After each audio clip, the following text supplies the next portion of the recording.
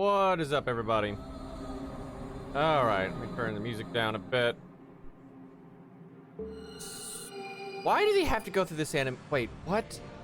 Why are I in this menu right now? I just hit the back button. Also, it's already done. Oh, FGO. Oh, God, I wish I could delete her from the game. Why not? I can think of a few reasons. Alright, let's see. Hero proofs every time. There's a right and wrong answer here. Free stuff.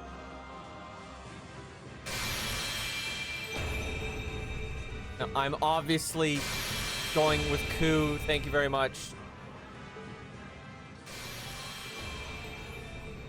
You know, from what I can tell though, because I did like the intro stage, I had to record it for the video later, that this is like the first time AoE is going to be good, which makes me angry because think about it. First one, it's all single target. Second one, it's all single target. They finally like change that and make it AoE when I'm obviously picking Ku, who is single target. Like, fuck off, game. Yeah, this is so good for Canis, because like you still want single target as well. So like her like mix is like exactly what you want. Lucky Zaw. Speaking of which, now at some point I want to test Ku out with his like normal bond CE effect.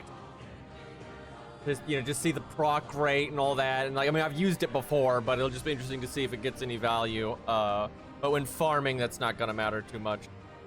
That fucking craft essence. What the hell? What does that one even do? Well, you know, obviously that's someone she would want to kill. That's funny. Okay, speaking of which. Anti-divine. Okay, that makes sense. No, not that one. That's fucking Arjuna. Don't make me slap chat. The fucking barrel one. Like, obviously the other one's anti-divine. I know that one. But they made Idra the Grand Lancer, which I just think is so fucking stupid. Right? Like, he just got added. Anti-barrel damage. Yeah, but like he literally just got added and then they just instantly make him Grand Lancer instead of, you know, literally anyone else like Karna, Scath, you know, I mean, people were memeing, but like Ben-K would be better, like Vertra, like anybody. It's so dumb to add a character then just instantly make them the Grand. Like, what the fuck?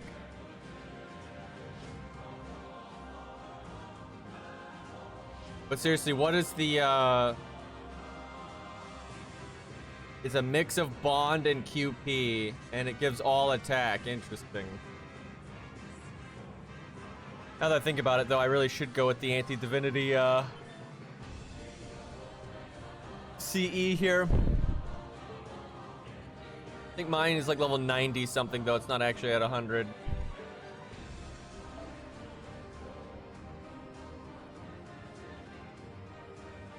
All right, let's see. 94. Man, that takes me under 17k. Feels bad. I could fix that by leveling this one, which for some reason you can't do from this menu because this game is garbage. Now I have to click the back button a million times and deal with all this horrible UI. Now Da Vinci's gonna start talking because, oh boy, I needed that. Don't really have a CE bomb on hand here. I'm too lazy to make one. I have so much, I'm leveling the wrong thing right now, but you know, this will do.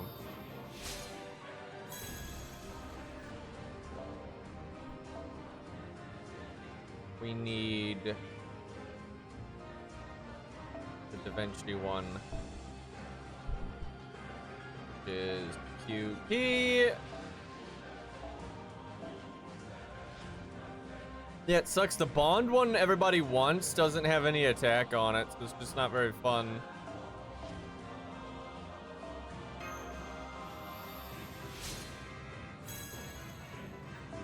Okay, hold on. Silence! You can level it from the team screen, but we weren't in the team screen. Because that you don't change the craft essence for grands in the team screen, because that would make sense.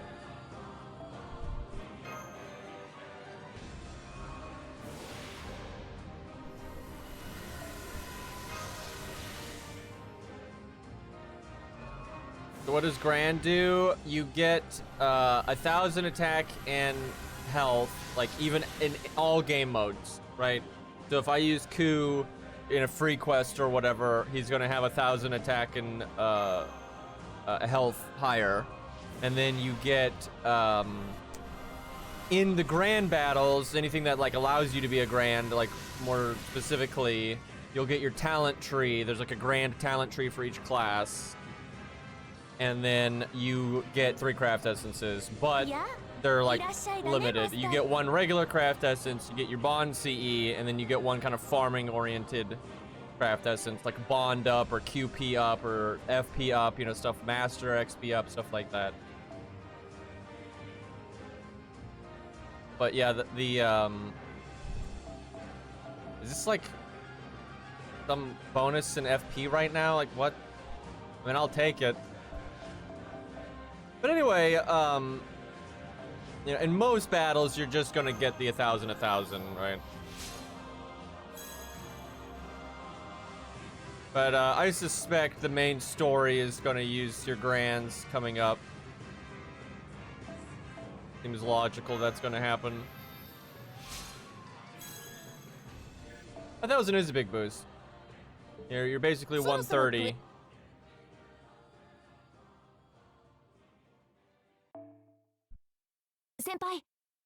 I hate all the talking. I need a hotkey to mute this stupid fucking game. Green Man's insulting FGO again. How dare he? Is the best game I've ever made.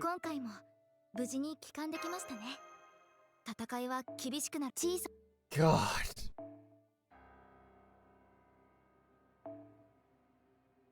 Alright, let's see what that made our attack stat. Yay, we got 17k again, which doesn't really mean anything. I just, you know, principle. Alright. I could get higher than that, though, because I could go with, like, Black Grail and shit like that. Now.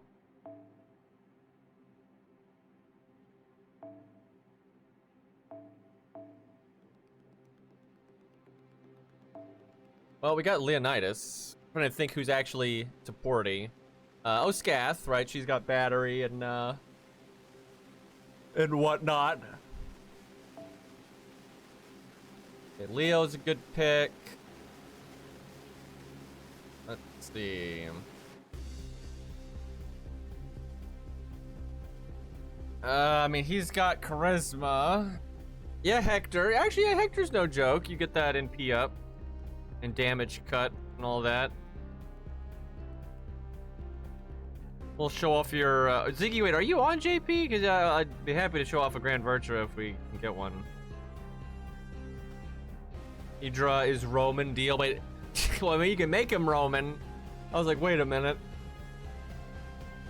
Yeah, Liz is good. Get that 40% attack up. Honestly, if you do use his NP and all that, like, it's actually a decent buff, but I don't know if we're gonna have the team cost for that. Hector's a bit more, budget friendly.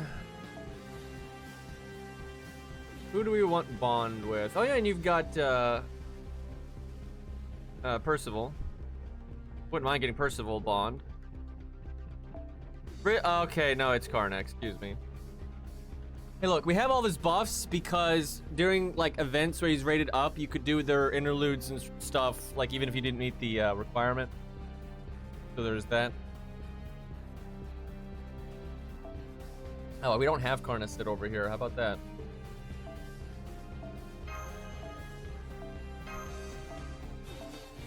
Maybe I should take QP over this one, actually. I don't really need bond right now.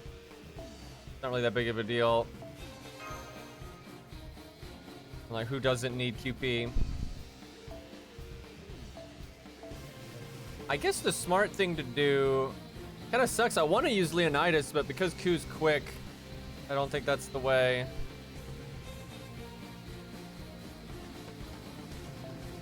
Well, how about that?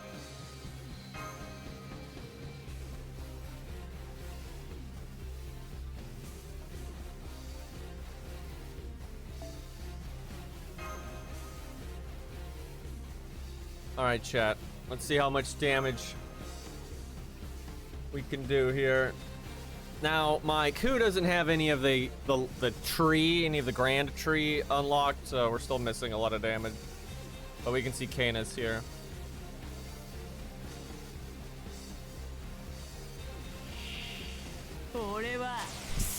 I cannot believe they made him. Actually, Canis is probably just gonna kill everything on this one. Let's find out. Oh, fuck, that's right. His attack up is team-wide now. Damn. Dude, Hector's actually gonna be goated as fuck for this event. No friendship?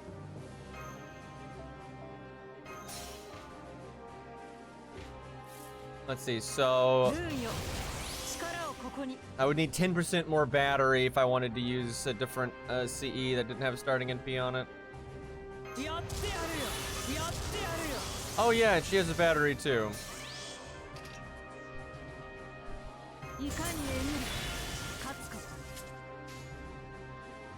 Oh, he gets the damage resist, so maybe she won't kill here.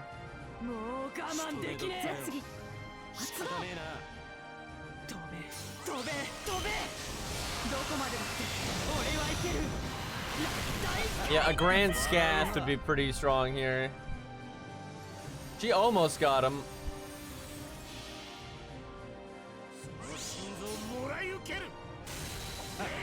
600.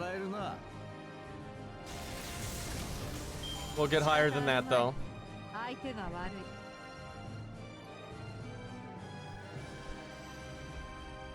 Well, that was nice. Hey, Arios, thank you for the 44, man.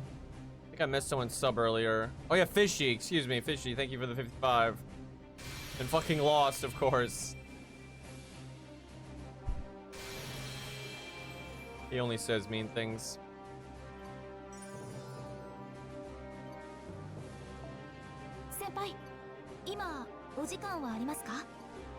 I'll be honest surprised though, we only did 600k. We'll see what we get once we upgrade.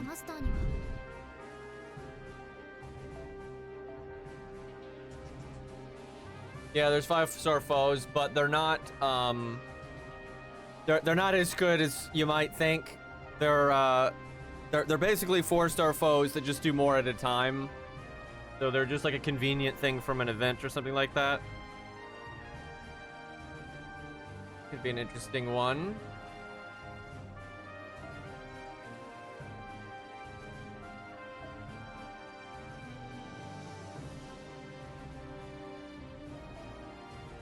Yeah, I guess I save my teapots for Evisibron. I can't decide if I'm gonna pick Chin Gong or Evisibron for Grandcaster. It's really tough. Don't know what to do on that one.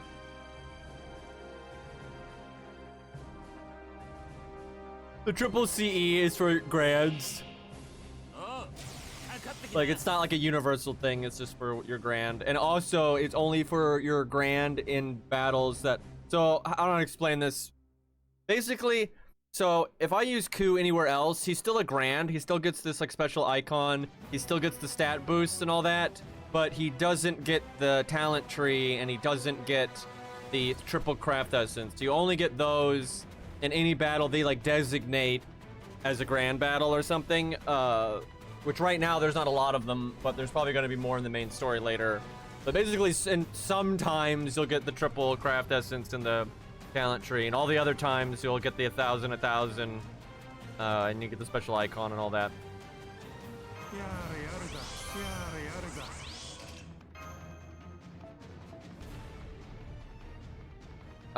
Fuck. I forgot. She doesn't have a battery. Unless I'm forgetting something. Oh no, she does. They must have added that. And with the buff. That means I have to give Scath's buff to her though. We'll just pretend she's a quick unit.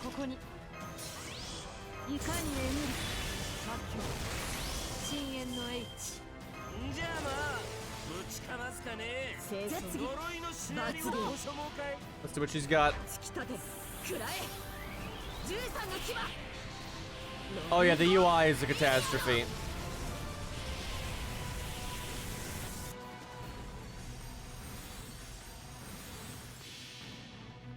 Let's see what Scath's got.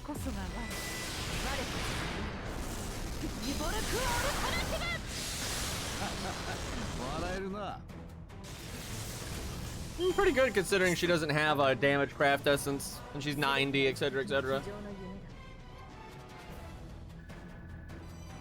Yay, Bond 5. Feels good.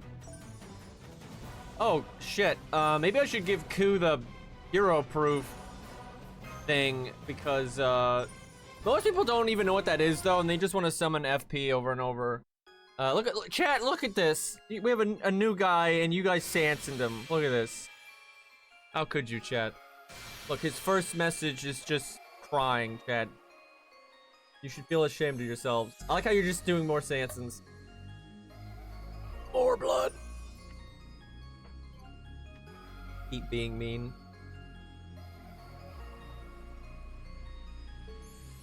Does the hero proof one give an attack stat though? It does. It's actually raw attack stat. Can I just move it over? Of course not! Will this swap them? Wait, how is it? I swear they don't let you do that.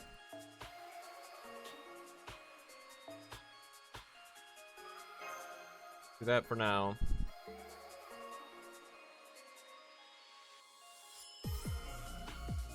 I don't think other people will summon me because other people just want the bond boost, but I want the hero proof, so hell, on my ult account I'm gonna equip the hero proof thing because they stack.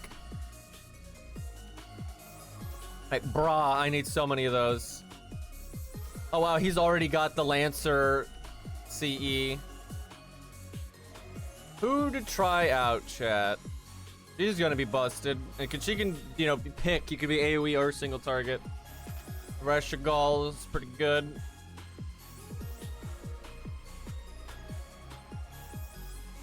Gareth. You do Gareth and I need one of my units to do AoE. I could do like Percival or something. You know what? Fuck it. Let's see what she's got. So, yeah, Percival makes sense. I could use my Canis too. Does my Canis hit harder than my Percival? Yeah, probably, because he doesn't have an upgraded NP. Wait, she doesn't have an upgraded NP because they hate her. But NP 5 and level 100, so. Is he? I guess he's still the best, unless I need the battery. She's probably gonna need the battery. Fuck. Okay. This is blasphemy, but it's kind of what's necessary here. Oh my god, I have to move the... I don't think that messes anything up. So hold on, she's 50, 60, she's only 70, and then 80, 90. Fuck! Okay, Percival it is. Because he has a battery. Mickens all mad. But yeah, I didn't have a way to make her NP. Am I forgetting a Lancer of mine that might have battery for the team?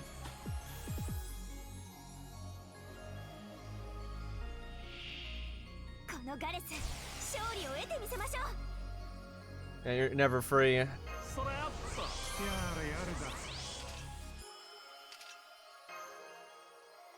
So... guess that...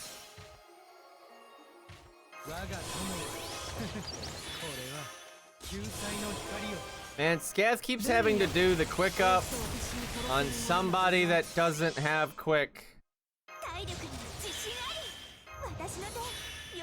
Really no point in casting half of that.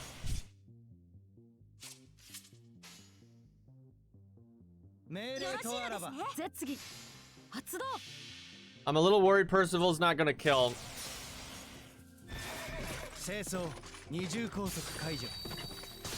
カウントダウンロンギヌスカウントゼロ尊き奇跡をここに笑えるな Okay, he got it.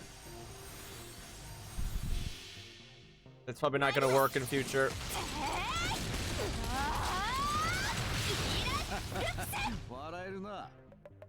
Ooh, ooh. What happened?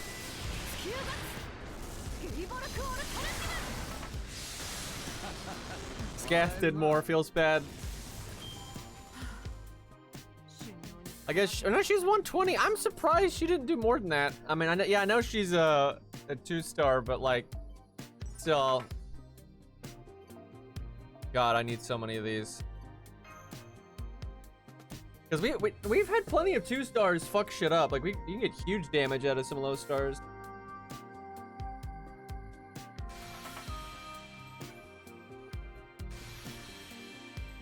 Yeah, I don't think she has an upgraded NP yet, so there is that.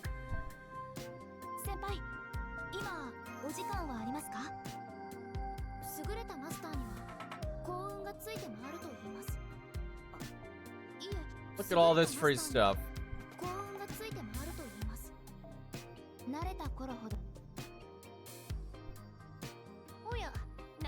Ace knows. I just love that in the corner. That's so funny. I need to stream Risk of Rain again. Dude, that game's hard, dude. Like, holy fuck. Honestly, that game puts Night Rain to shame. Like, it's so much harder.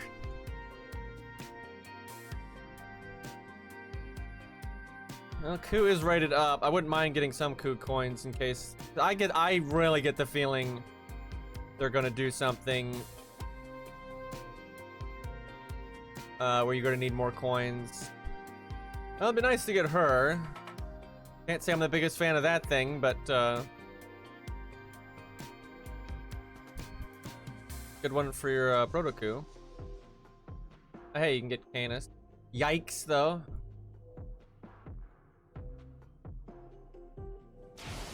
He's cool.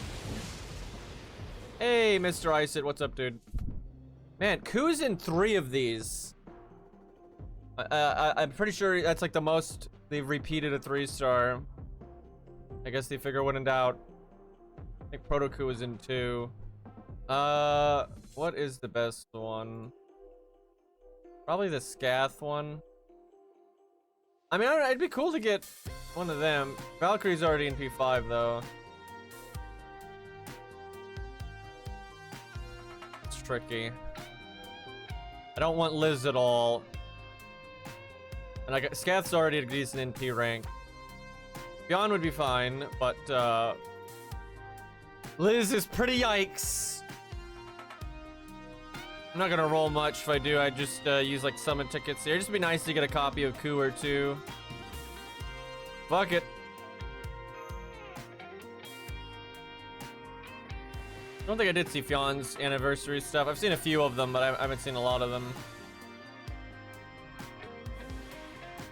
When is the anniversary again? Isn't it like next month?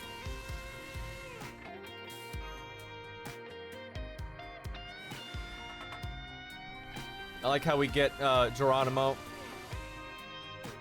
Yeah, I saw the Mozart one. That's super good. Animation update, please. I mean, I like Proto-Coup too, but game, please.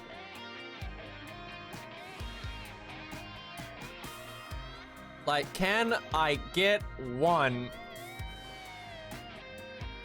Nope. That's fucked up, man.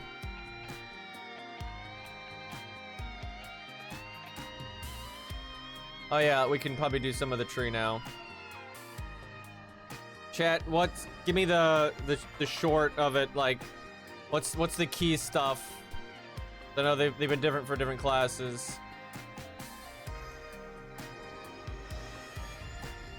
You know, Berserker had the guts and all that.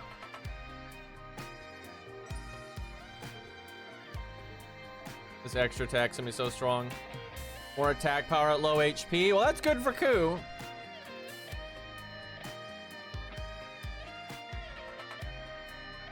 Ku's design's alright in Star Rail. I mean, anything is better than, you know, his default, unfortunately.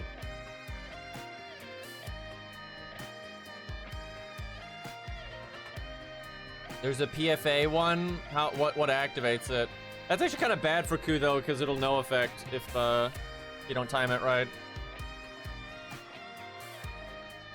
The song is so sick.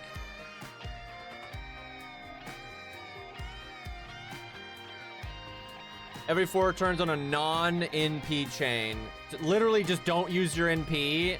Man, that's gonna be hard to not do on accident. It stacks? What the fuck? They definitely did that on purpose then. That's wild. Look at all these evades. So far, Canis is the best.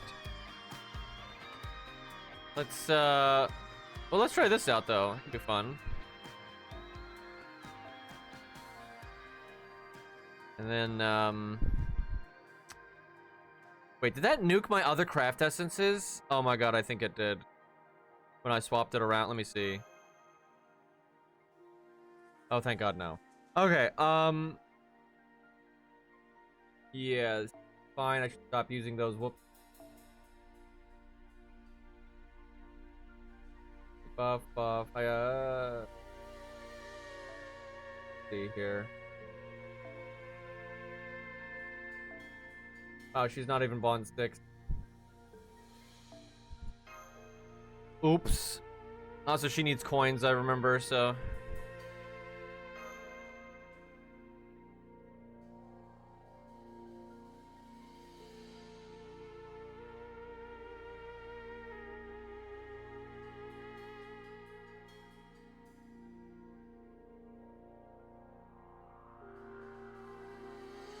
I haven't seen him with Grand Baldy yet, but I'm sure someone's done it. I mean, he's pretty popular.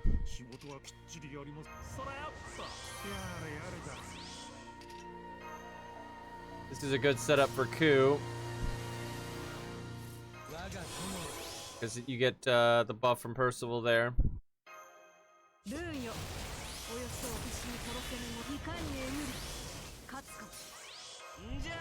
Alright.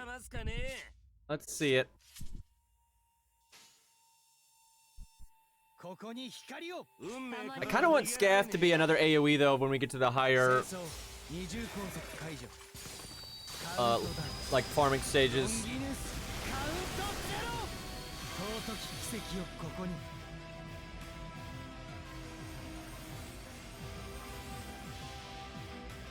I'll look at that in a minute.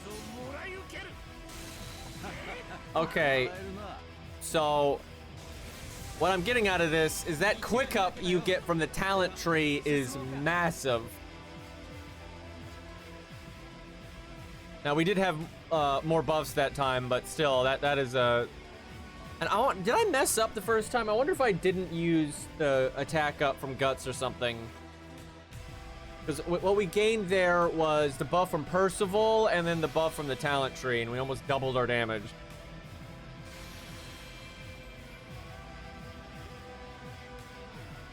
We saw Grand Leonidas, that's awesome.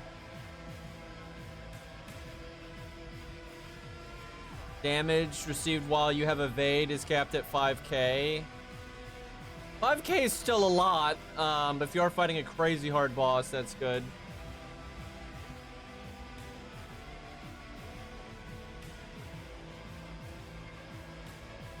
Okay, this UI on the wiki is horrible. Oh my god.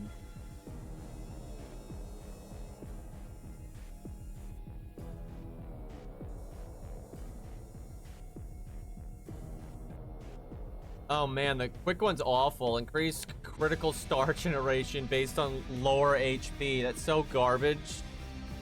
The best one's definitely the evade. And you get it, yeah, if you're in a card chain. Wait, when card chain fails? What the fuck? So, would you have to have a chain error? Is that just translated terribly? Because it literally says when card chain fails, using card except Noble Phantasm card grants evasion. That's so dumb. I can't even imagine that's the case. Like, that's incredibly stupid. I'm hoping that's just a bad translation.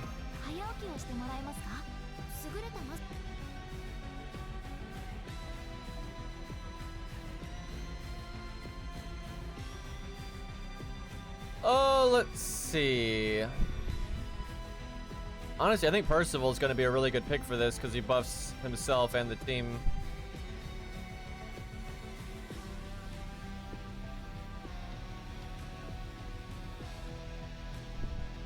Double Percival, perhaps?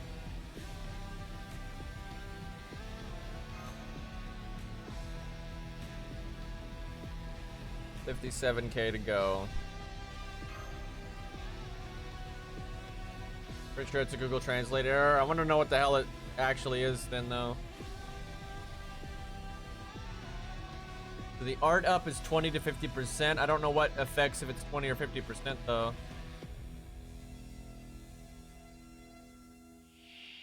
So is the quick one. I wonder if it's like based on the rest of the tree, like how much of the rest of the tree you've got.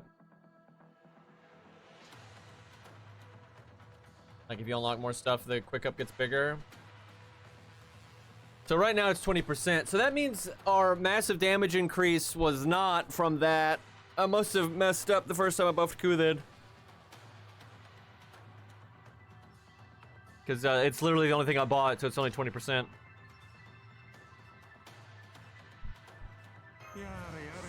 I'm guessing I forgot to click a buff somewhere.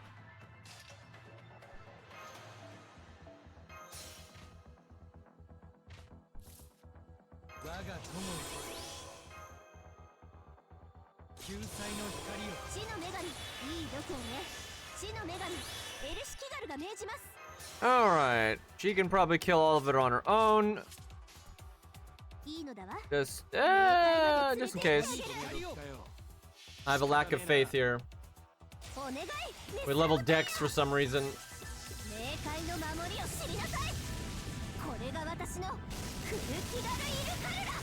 Okay, no.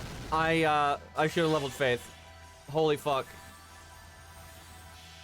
Absolutely no reason to NP with Percival right now.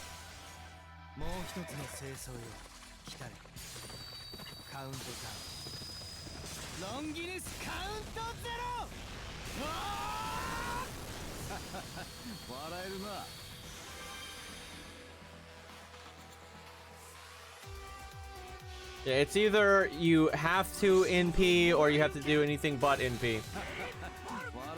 Okay, I don't understand our damage.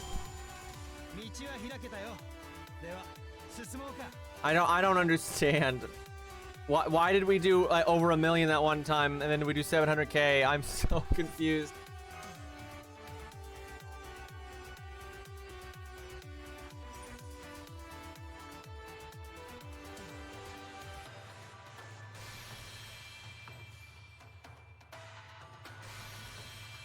I can't think of any reason why the variance would be that high.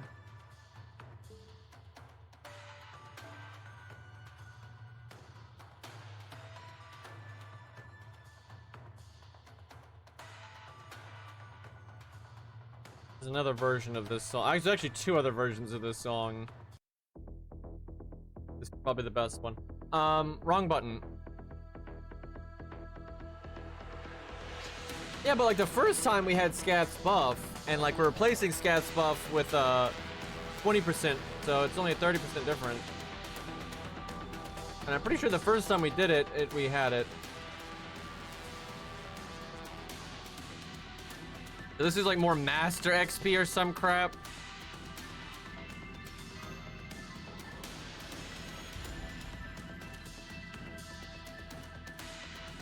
Let's see. This is buff removal resistance. That's always nice to have, although I don't have quite enough. I have a feeling when you fight the boss, you'll probably want that.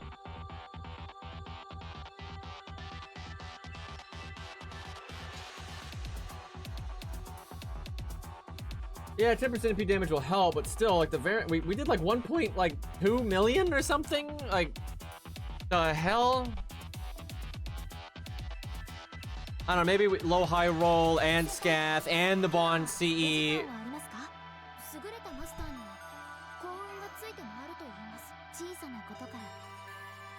Let's see.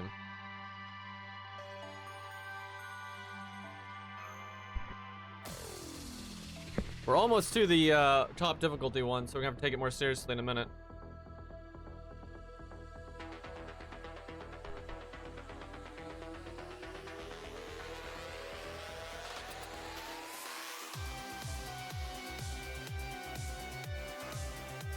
Okay.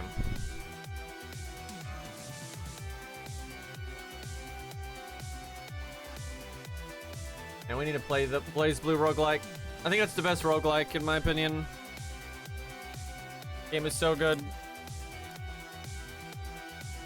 Risk of Rain's really up there. Slay the Spire is really up there.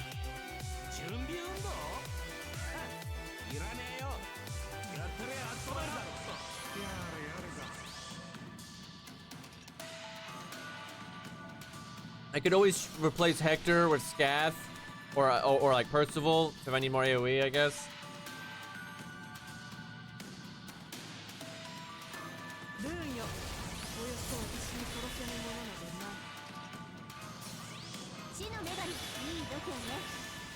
Can Scath just give the anti-divinity to the whole team, please? Okay, so now you need 375 for the ads. That's quite a bit.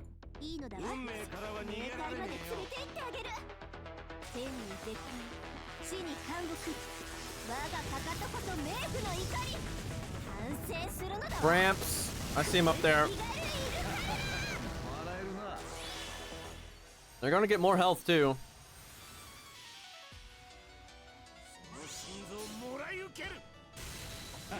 I don't understand. I don't understand. Like, why are we going like the minor buff changes shouldn't cause it to go from like 600k to over 1 million.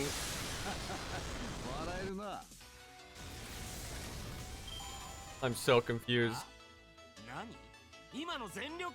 Yeah, chat. So I heard the Star Rail Fate collab did not go over very well. I mean, to be fair, like, I think what you should be most happy about over there is just if you like really like, you know, Emiya or Saber, right? And now they're just playable forever if you got them. But from what I understand, it's like they hyped it up as a really like abnormal like event and like as something really special and a big deal, and they hyped it up for a really long time, and then it was like just glorified farming, and there was like barely any story. And I think people were also mad that it was like really hard to get Saber or something. And yeah, basically the event was just like lame.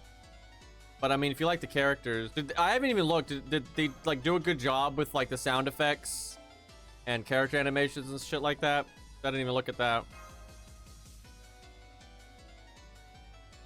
But yeah, apparently the story is like a giant cop-out. From what I heard, I'm not sure if this is correct. Correct me if I'm wrong. There's like a Holy Grail war happening in the Honkai Star Rail universe, but you don't get to take part in it, and you just kind of see like the outside of it for like 5 seconds. And like Saber saves you from Lancer, and then that's like it. Like there's like nothing really happens.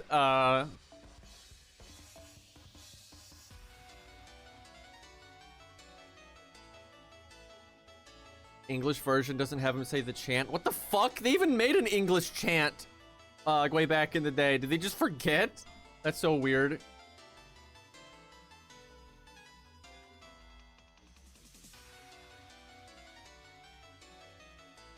The story part was Omega ass. On par with every other corny event. Also, wish Lancer was playable. Well, I mean, obviously. You know, people have good taste here. Yeah.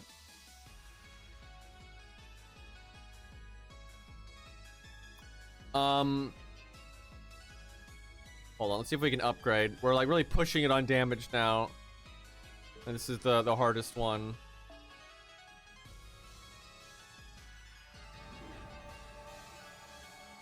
Yeah, the old marketing rug pull trick.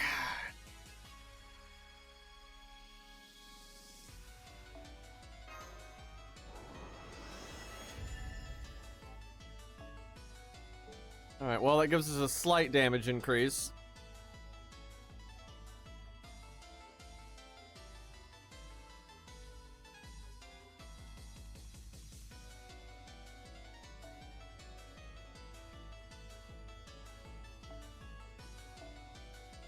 I'm just gonna point out that anytime people are like, well, actually, it's a unlimited blade work, it doesn't matter, right? It's like, it's the same principle of when, like, FGO is like, we are collabing. It's not a normal Fate event. No, we're collabing. FGO, X FGO, well, Walt Stance, or what, like, it's stupid, right? Like, it's the same fucking franchise. It's literally the same writers, literally the same creators. Like, it's just such a bullshit thing they do for, like, hype.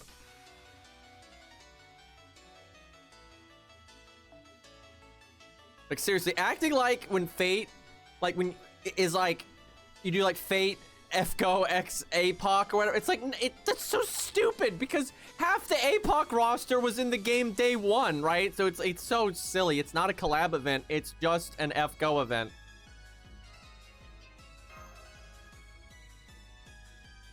And like, it's not, it really isn't Unlimited Blade Work specifically because they gave them new costumes and all this shit, right? So it's just the characters that are not unique to Unlimited Blade Works. So, like, Artoria's been in so many fucking things now.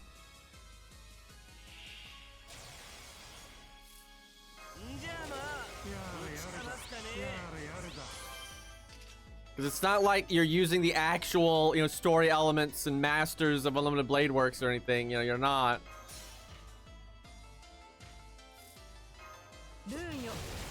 I feel like I'm gonna forget to hit a button here. So she does not give the team an attack up, so she may not be the best choice here. And she gives defense stuff.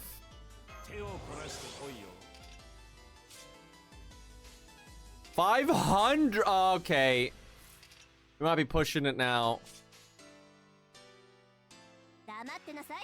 Oh, I don't know about this. We're gonna have to get more optimal now.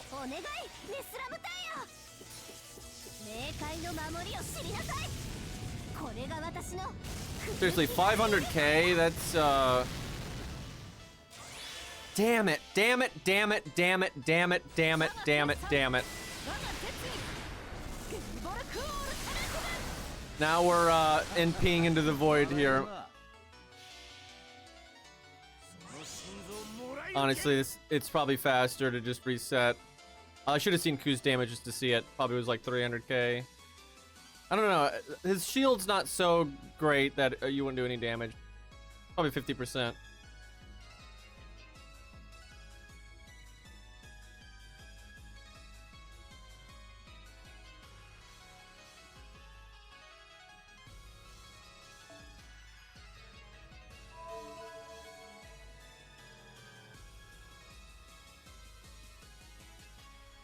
It's 30% per minion, so it's 60.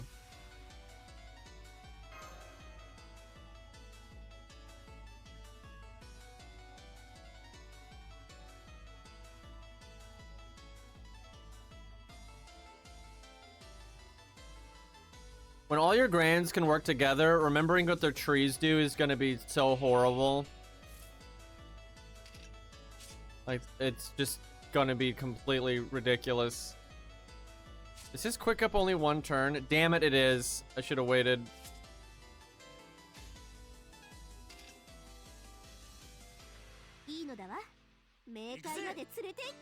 Oh, that's unfortunate.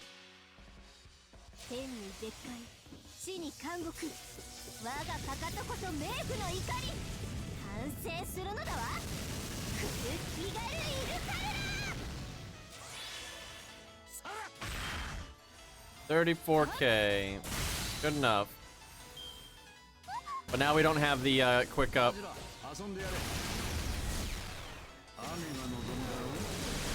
Oh yeah, that's another thing. Chat, seriously, I'm so annoyed. Why is the Grand Lancer the worst event they've ever like done for the Grands? Because first off, they create Idra and then instantly make him the Grand, but they also didn't give him anything special at all. Like, he doesn't have special animations. He doesn't have a special NP. It's just copy paste. It's so fucking lame. It was so hype with Herc and Masashi, right? Seeing their new NPs and animations and everything, and then they're just like, yeah, it's literally just the same thing. It's so fucking lame, dude. Like, what the fuck?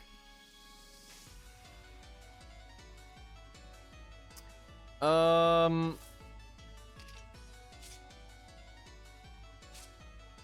know what? We'll do. Get that extra attack in there. Yeah, I was so hyped for like potentially Grand Karna and new special animations for him, or Scath or whoever, right? But no, just copy pasted Idra, nothing special at all. So lame.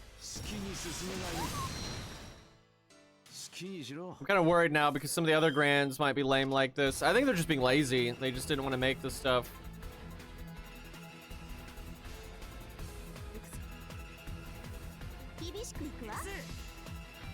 Okay, we gotta get this team sorted out. We just need slightly more damage. I was expecting Karna because they said the Grand was going to be related to the event. So like Karna would have fit the build in, but they were just like, nah.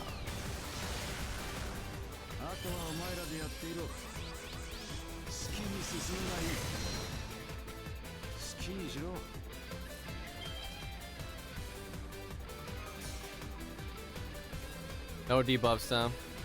It's no stun. Well, we have no buffs.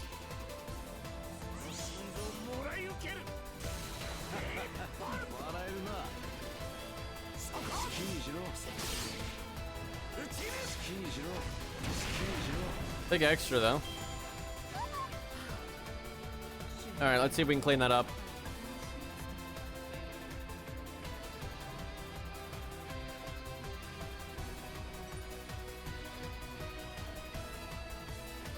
No hero proofs. Very sad.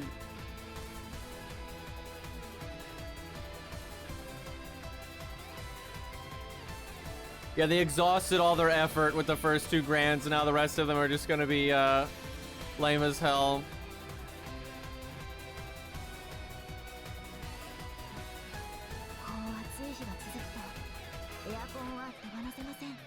Oh, you get 80 of the dust. That's nice. My Lancer tree's already finished though, so no biggie.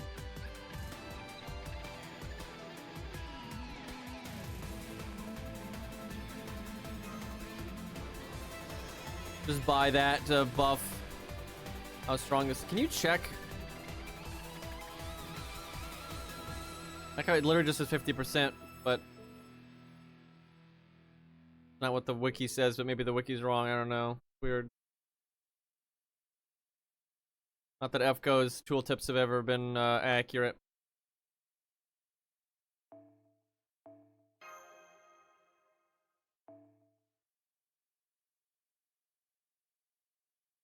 Yeah, there's people that stream this game that just like constantly use SQ to refresh. I don't understand.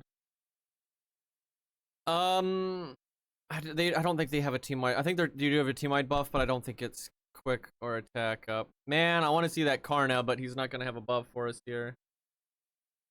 But well, he'll do some damage though to the boss because he's divine. It's just he'll still have the shield up. My playlist got fucked up. Actually, it wasn't even playing off of the playlist. It was just playing random ass music. I don't know how the fuck that happened.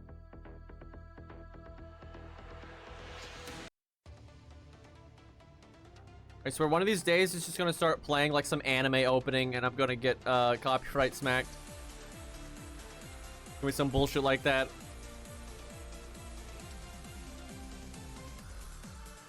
Okay, he does have a buff for the team, but I think he'd be pushing it on damage. I need someone that really slaps. Okay, fine.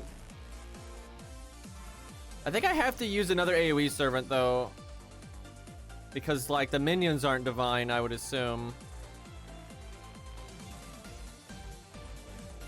What about this?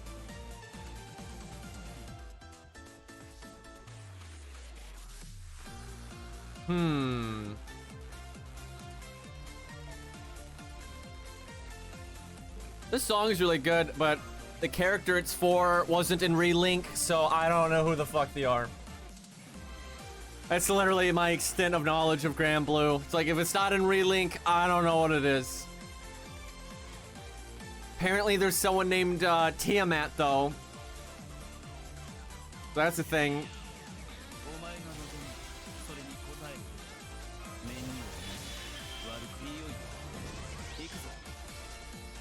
Oh, I almost swapped too soon.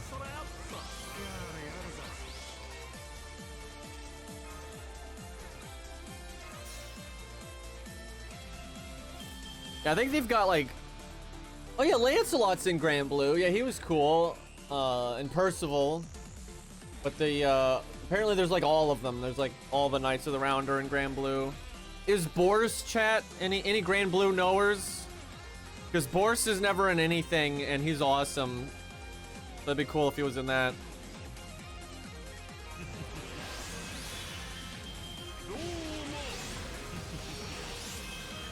Okay, they're Roman.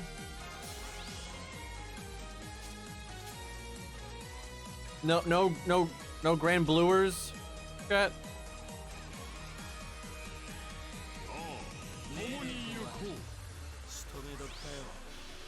Chat, you can't tell me that there's not a single person here that knows Grand Blue.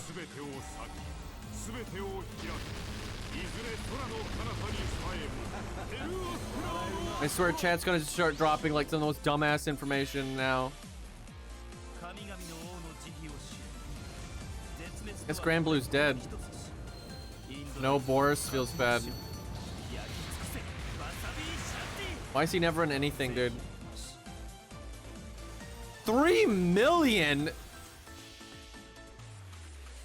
Excuse me, what? That would have been higher if the shield was down. We're gonna have to find a way to get more damage though. I don't know what is causing Ku's damage variance. Maybe the quick, I guess because buffs are multiplicative, and I don't have a quick up. But the quick up from Scath is just getting crazy value. I didn't use Ku's attack up. What the fuck? Why do I have to make these mistakes? Well, that's definitely a chunk of our damage. I mean, 231, alright. That probably would have been like 800k if I had done the attack up.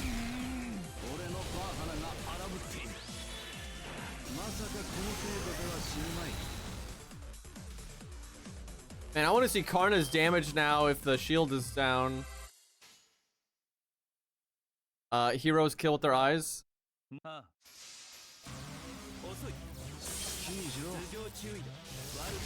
Can we crit though?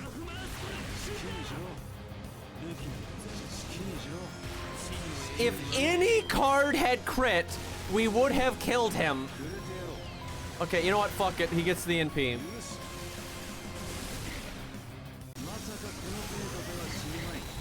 If his summons are dead and he's overcharged, he does around 1.6 million to the boss. That's pretty sick. Wait. Chat, it still is NP.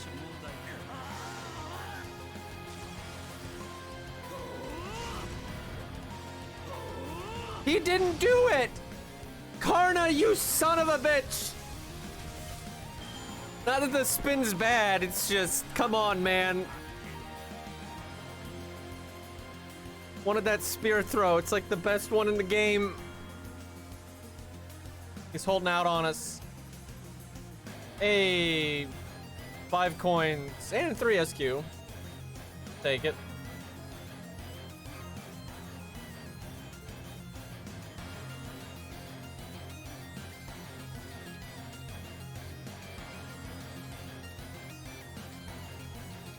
I gotta get my skill tree upgraded, man. I need damage.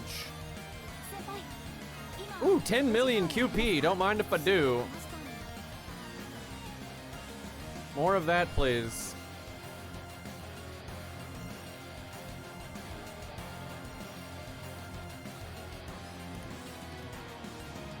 I mean, there's really no rules. Because, like, whatever you pick as grand is canonically grand. And that's like the whole thing.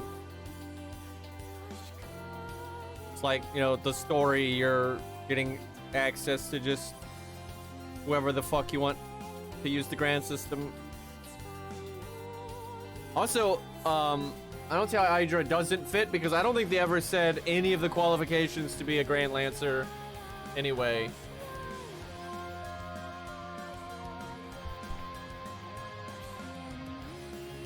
And yeah, it's just the enemies just for fun, so, but that wouldn't even matter. Like, that doesn't even, you don't even need that.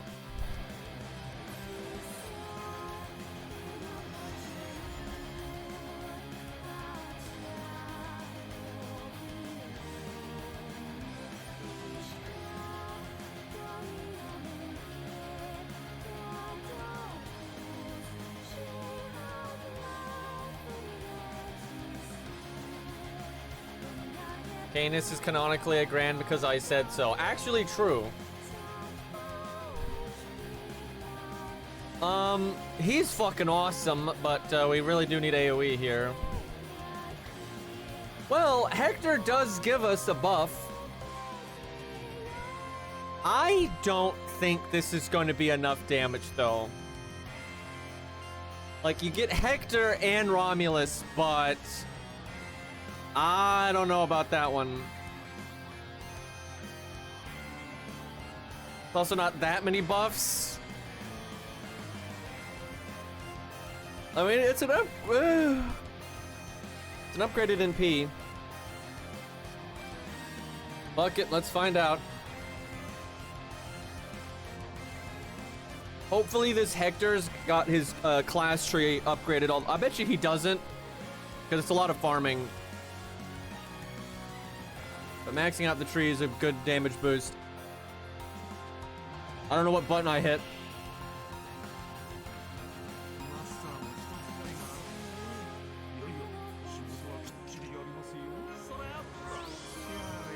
Look at all these buffs.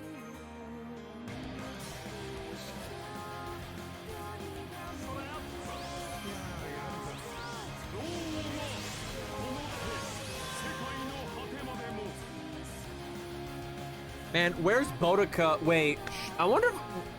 Wait a minute. I get the feeling I should bring Boudica instead of... Wait, no, I can't. She's not a Lancer. Someone slap that stupid sword out of her hand and give her a lance, okay? Because that would be really good. Because it wouldn't just be for Ku. She gives the anti-Roman to everyone, right? So it'd be for the AoE unit as well. Like, that'd be so strong. Yeah, you could do it for Ryder, but then you don't have Romulus. You have the command code, but that's more random.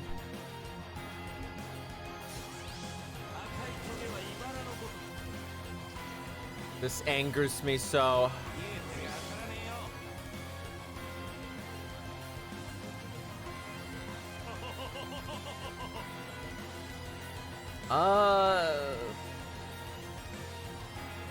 Good luck.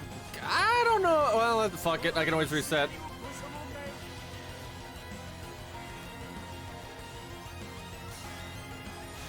He's had that new voice line for a while.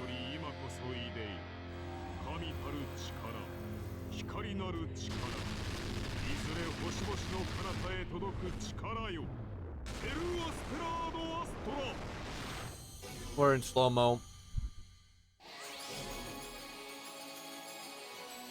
385k. Please have a maxed out skill tree.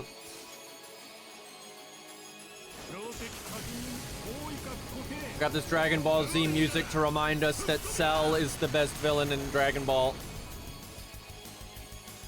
Motherfucker. That wasn't even close.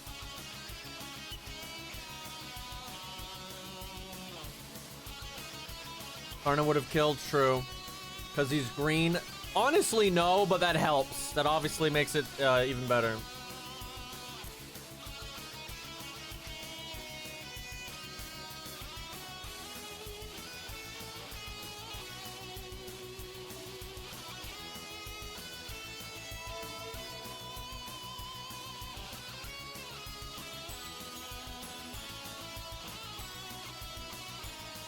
Power of the sun.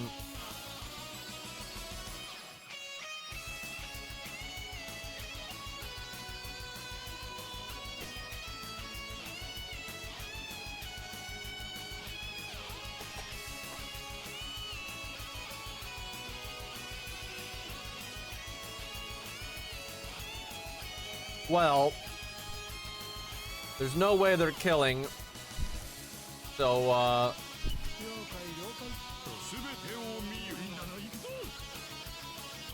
let's target that one, because it might actually live. Actually, it's probably gonna live.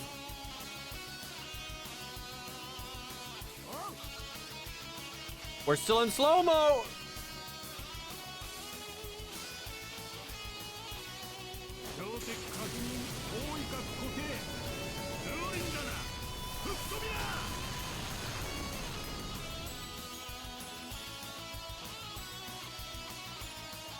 If only my Romulus was level 100 in P5.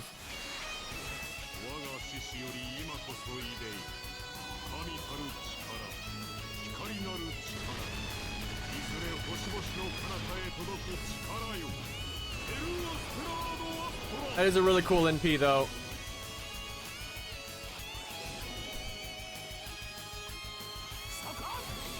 Man, Hector did not work out. I don't think this guy's got his skill tree maxed though, I suspect. And he's 100, not 120. I bet you if he was maxed skill tree and 120, they'd probably kill. Might be cutting it a little close, but...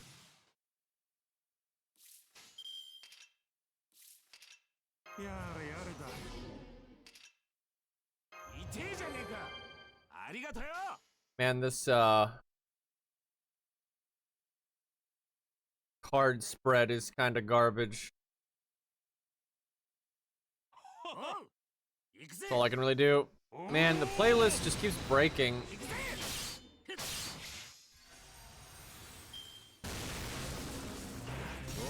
For some reason, when I hit the back button, it starts playing a song that wasn't the last played. Don't even. Okay, here we go, chat. Here's some good music.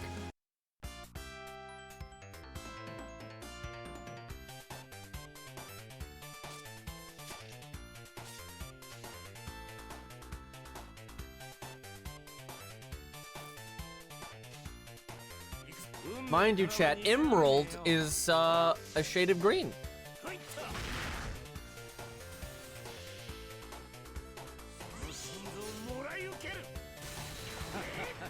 Why did we just do 1,000,000 damage when I have less buffs? I mean, I'm not gonna complain. I just don't understand why we keep getting such massive damage variance. Am I missing something? Is there some kind of like RNG damage buff? Like the anti-lancer thing is like random? Like, I don't understand.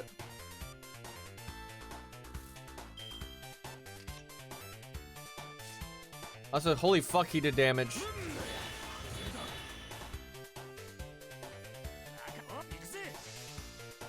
I don't read. I'm really confused.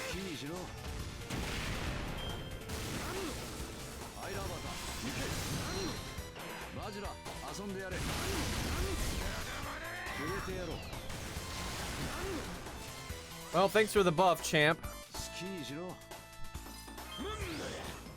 Hey, look, more buffs. All of a sudden, we're actually really buffed up here. Too bad I can't NP.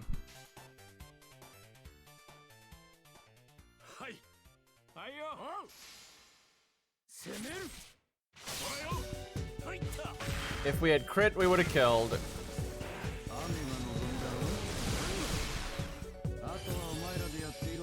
By the way, chat, this is an Armored Core song.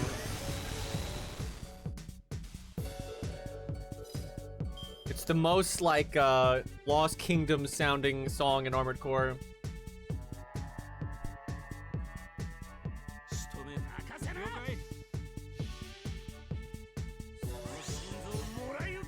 I know the ad situation is getting so ridiculous. It's because there's not enough like healthy competition, so people are just being dumb as hell.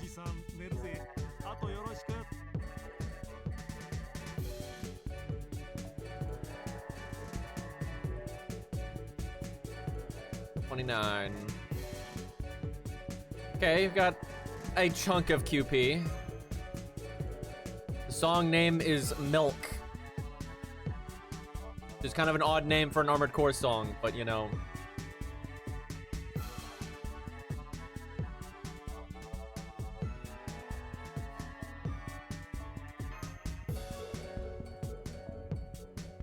Yeah, it's Armored Core 3. Which is kind of like the crown jewel for the like OG Armored Core formula.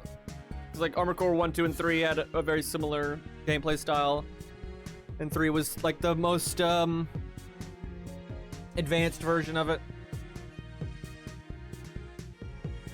Does she have any team buffs? That's a random ass one we could try. Just when they don't have team buffs, we're really feeling it right now. At least Karna actually kills pretty much no matter what. No, feels bad. I'm sure that does a lot of damage. Some interesting stuff here. The Dream is someone that has really good damage like Karna, but then also gives you just any kind of buff. Attack up, quick up, NP up, any of that. I swear Hector can do it if he's just upgraded enough. Oh yeah, that Hector was actually missing on a lot of damage. He didn't have the Lancer skill tree. He probably doesn't have the Grand skill tree maxed yet. And he's not 120. So I think actually Hector could do it. I think Hector could be a very... I'm not kidding. I think if it's a truly maxed out Hector, I think he could kill the side guys and give you the attack up and the NP up, which is pretty damn good. Honestly, Liz is good here, but you need a lady damage dealer. Like, and the thing is, you're probably not going to see a lot of them on the support list. So the dream is like you pick Liz, right? And then you're summoning a friend's, you know, whoever the fuck that's a lady. Like, I'm sure Scath's murdering things. I would use Scath, but we wouldn't really have a way of killing the ads super reliably. Honestly, right now, I think Karna is one of the better picks because he actually kills. If you're confident that he kills, then you do this. Am I that confident that he kills?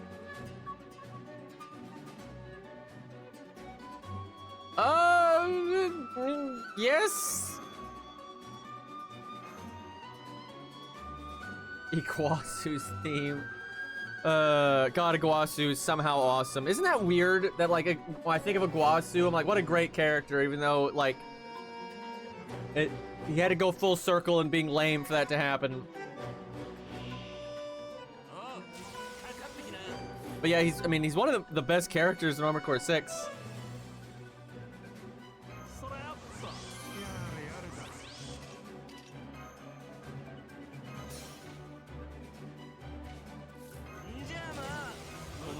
If only Karna gave that buff to everybody, then he'd be just unbelievably strong.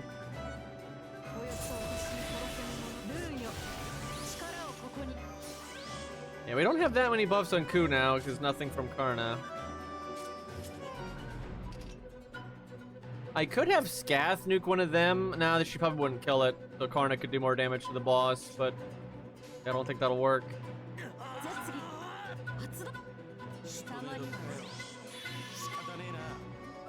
Have you seen a 120 Virtua? Negative. I'll try it if we see it.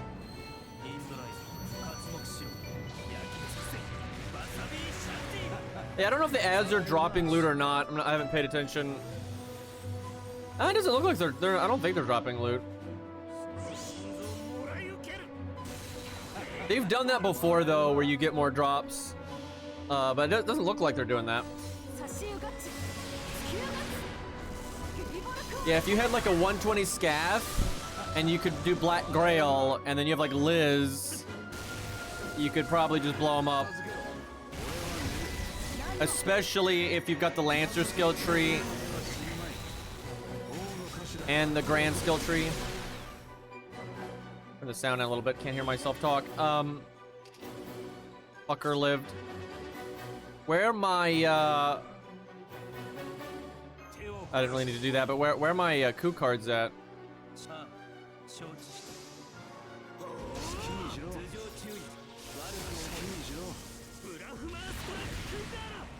Yeah, the Lancer skill tree gives you 20% NP up, or is it 10%? I can't remember if it's 5 and 5 or 10 and 10. Been a while.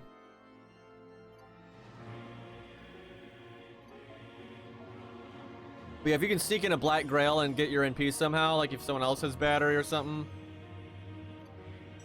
you do double scath or something like that. Wow, though, Karna's not doing too bad here.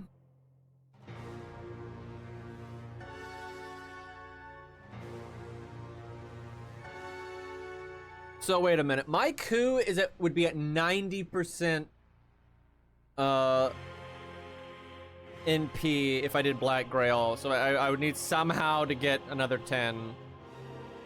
The dream is you have Scath number 1, kill ad number 1, and then Scath number 2, kill ad number 2, and then Ku gets to NP the boss. But because then you have enough battery. But I don't. The friend Scath could kill one of them potentially, but my Scath I don't think can. Because the friend Scath would be a grand one and is higher level and all that stuff. So I'm pretty confident they'd take it out, but I don't think mine kill one of the ads.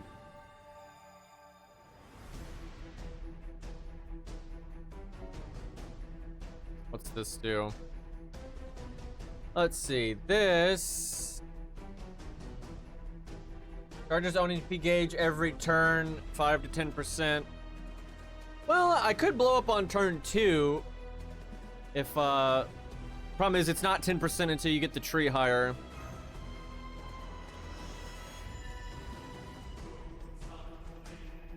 Why must it be like this? What's the arrow one? Master skill cooldown. It's not particularly helpful right now. Let's see, the NP plus one is when Noble Phantasm activates, if the target enemy have removable defense buffs, removes their defense buff. I wonder if it truly is just when you NP. That seems like too convenient.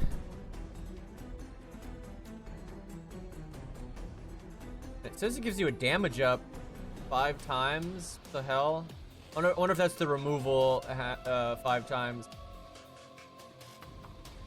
No, it says if the target enemy has a removable defense buff, increase own damage. Holy fuck! It increases your damage by 50% 5 times. This one right here. What the fuck? Well, that's a good way to murder people. So Kiyohime, the piece of filth that she is, gives the enemy an attack buff.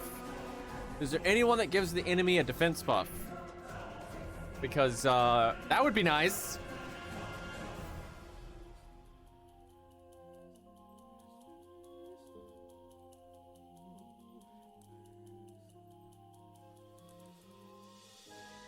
All right.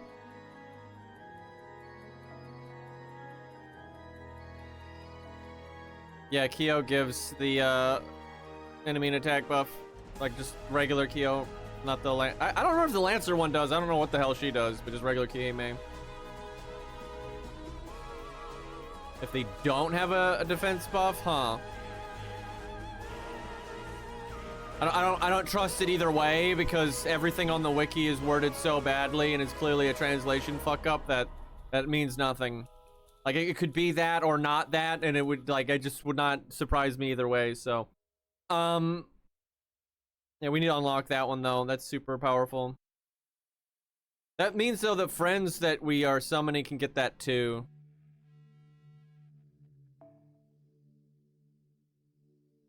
Let's see. Could always do no switch mystic code. I don't think that's worth it though. Let me look up Hector. I want to try to figure out who my best support here is. It probably is Hector though.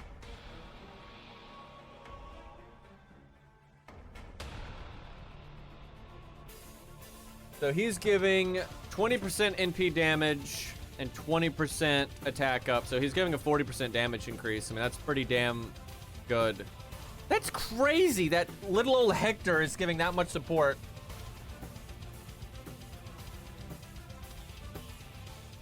Fucking wild, dude.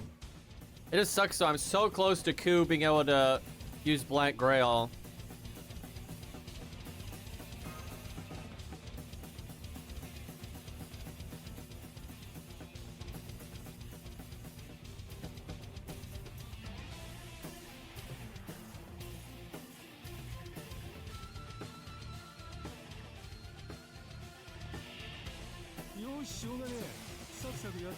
Ku probably is gonna get another buff one of these days.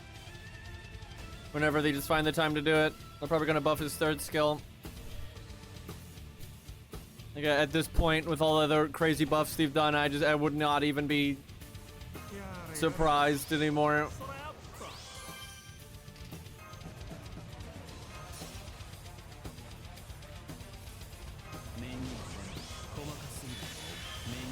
I don't know why I cast that, but whatever. Yeah, we're really light on buffs here, though. It's not a lot.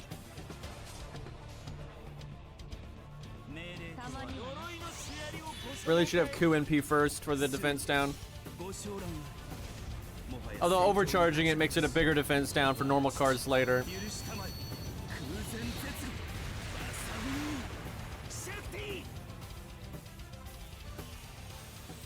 The question is, what would they give Ku on his third skill?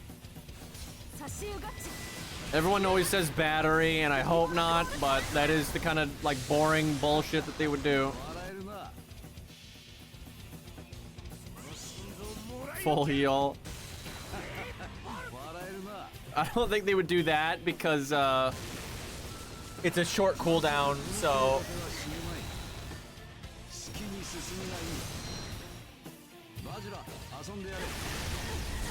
it'd be a little ridiculous. Also anti-synergy with his first skill.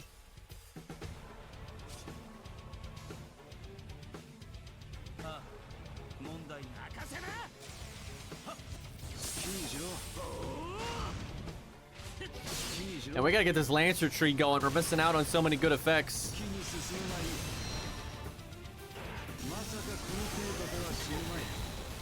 If I'd known about that giant ass damage up though, I would have gotten that one first.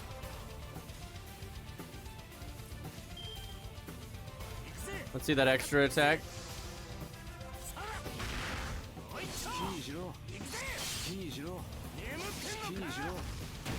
Not too bad. Another Guts. They could give an effect that, like, when Guts activates, something happens. Right? That's kind of fitting. And if they did do battery, which seems pretty likely, but if they did battery, it's possible they'd add some other kind of weird effect to it. Or battery when Guts goes off or something. That would actually be bad. Because you'd have plenty of times, especially in a solo, where you have your NP, like you just attacked and got your NP, and then the enemy attacks and procs Guts, and then you get a battery that does nothing. Yeah, that would not be great.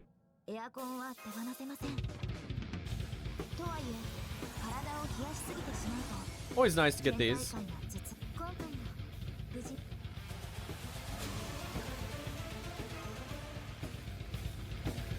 At least this one is not as fucked as the Berserker one. Man, I want to see a maxed out Hector, dude. think it could do really well. Why are there so few units though that buff the team? Okay, she does buff the team, but I don't think she would do enough damage because 100, not 120, and no Lancer skill tree, etc., etc. But we need somebody that, man, I bet you Zawz kills the. Wait, honestly, maybe she is good. Because her normal card damage is so high, like the turn after, you're pretty likely to kill. Zaw check. I don't know if she'll kill though, because she doesn't have Black Grail, so I don't know if she's got enough Any Zaws in chat? Yeah. How much damage does your Canis do? Does she normally kill the ads? Like, she doesn't kill ads with 1 NP, 289k. Damn it. Cause that'd be cool to do the normal card damage. That's where I'd have to make my Scath like Percival or something, cause then she gets buffed and then he NPs as well. That would probably work. Wait, is she 289 like vanilla? Because she would get Hector's buffs here.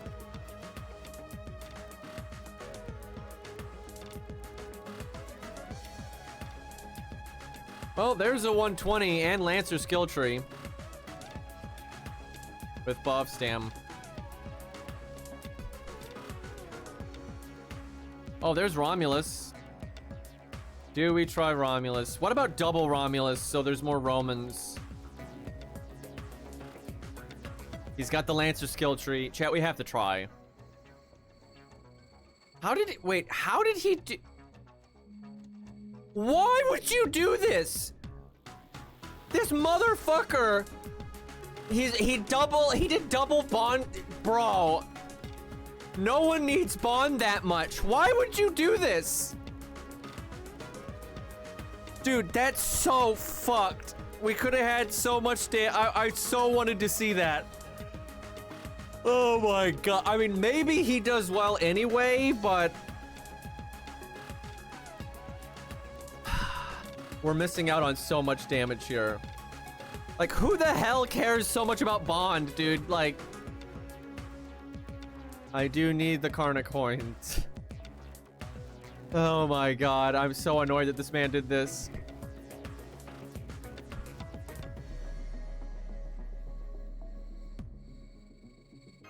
Ridiculous. I don't think this is gonna kill. I really don't think this is gonna kill. I don't know, he's got the Lancer. He's got the Lancer thing.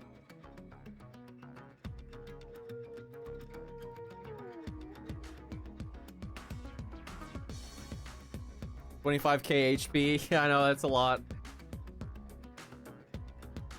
It gonna kill, well, I mean, it's a lot of Romans, so maybe.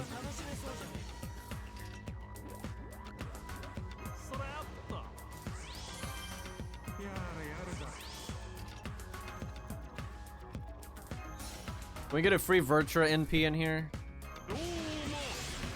Look at all that Roman.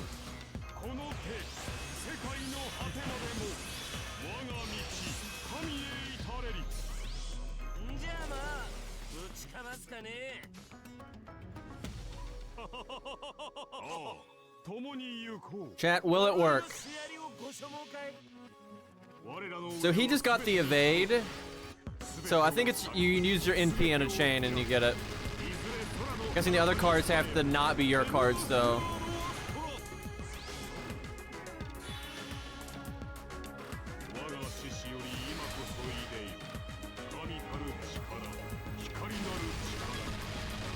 Okay, that was a lot of damage. Holy fuck. There were just so many Romans. Okay, that was actually pretty good. Ku didn't do as much damage, but it was still solid. But yeah, holy hell, that was a lot of Rome. Yeah, the downside to that though is just Ku didn't do as well.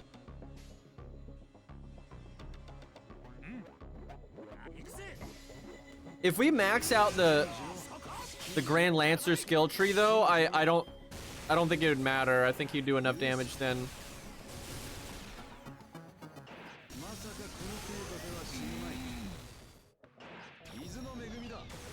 Oh no, he's not denying Rome. He's triple Roman. He's very fucking Roman right now.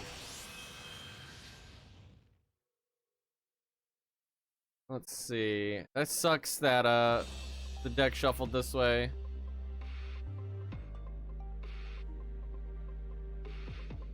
Is it worth it to Rainbow Chain and get the crit buff only one of his cards?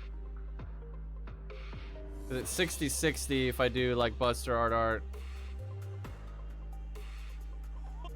I mean, when has an 80% ever failed before? Oh wow. Oh, we don't even. That wasn't even the grand one. That the fuck? Okay, sure. Yay, Virtua coins.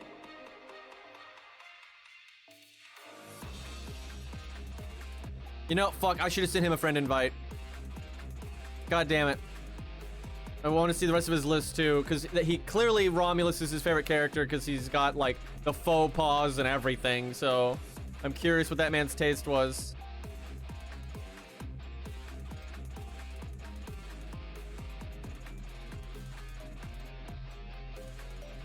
Okay, so far Karna and Romulus have been the best. If she was like upgraded on the same level as them though, I think she might be all right. Percival's got like a good chunk of the Lancer skill tree. Got an well, got an upgraded NP, gives a little damage. Can you look at what their skill tree is? He doesn't have the NP up, which is what you really need. It's kind of crazy he doesn't have either of them.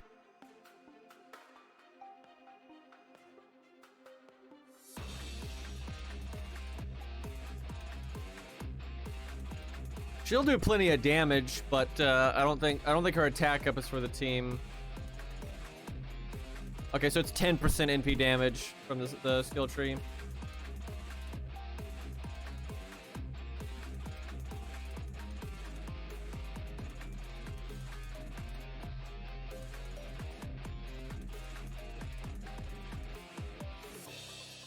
Well, when in doubt.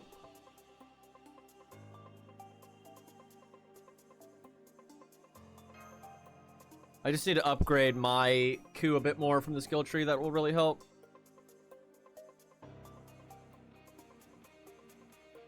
If Q gets enough damage, then you could, like, it'd be easier to bring an AoE servant instead of Scath.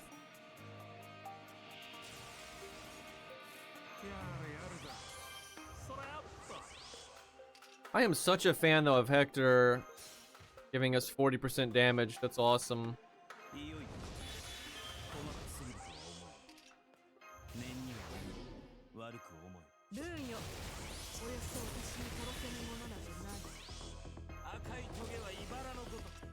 If only I could drain Ku's HP so we got a bigger attack up.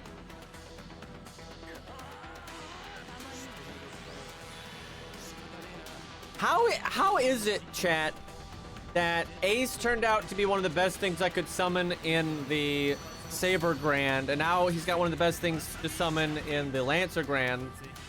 This shit's not right.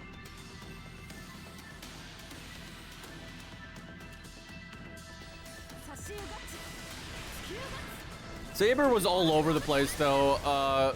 You could generally summon a lot of different stuff. Like, Max was one of the better summons.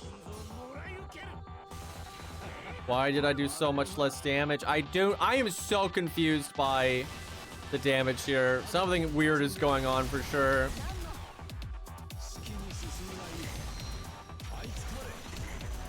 I can't believe he doesn't have grand animations. Like, they just gave him his normal attack animations. It's so whack.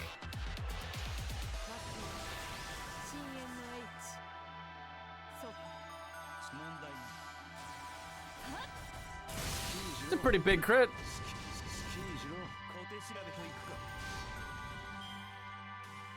I would love to see a 120 scath. It's hard for us to support that though.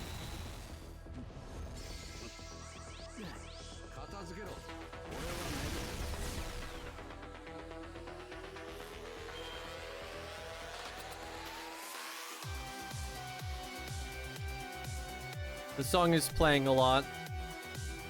My playlist is fucked up. You know what? Wait quick.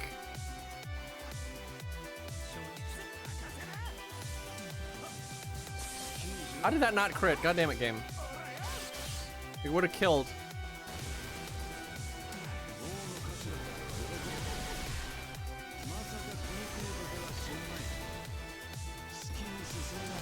Wow. I was like, I feel like there, I thought he attacked Scath again, and I was just like, what the fuck? Alright, that'll be plenty.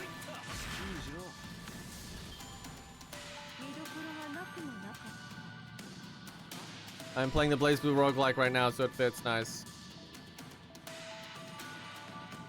So chat, because Aniplex, which is really just Sony, right? It's like just a different name, but it literally is Sony. Aniplex is Sony. So because Sony has so much money, Type Moon has so much money, right? This game makes a lot of money. Obviously, we're gonna get a roguelike of that quality, right? Like how Arknight's got a pretty high quality roguelike. You know, they're not gonna just do some filler, you know, lazy crap or anything.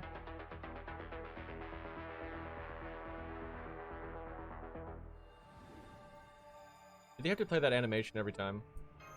Alright, what's this one do? They're gonna have. I need to get this because this one I think is really important. So I have to get that one. Are you hallucinating? Yeah, I'm definitely hallucinating. Increase own healing received. That's pretty straightforward. So we need just a chunk more, and that should be a pretty big upgrade for us.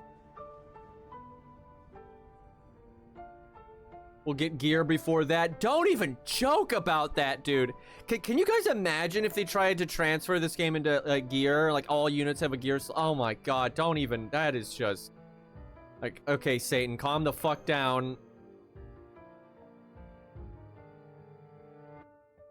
Lord, that would just destroy this game.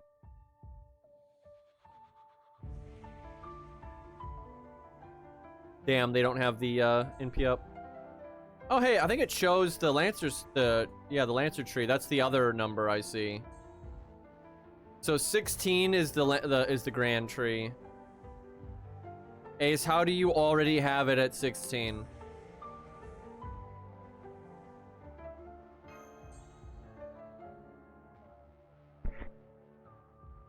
How long has this been out? I'm a gamer.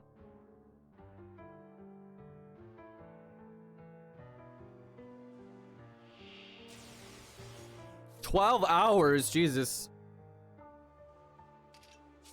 Still, like, I would think some people would be like asleep when it first came out, right? Because like JP time stuff.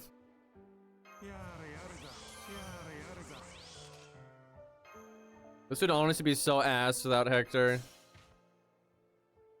You'd be missing out on so much damage. Because it's 40% for Ku and for the AoE person.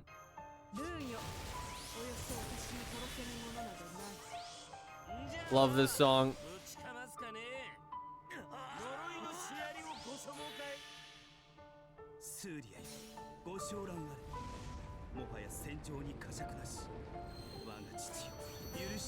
I've never used his skills, feels bad.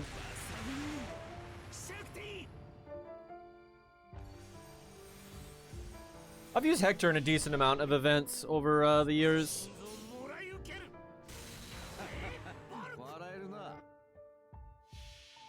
Yeah, I think we'll be able to one-turn this once we get everything all set up.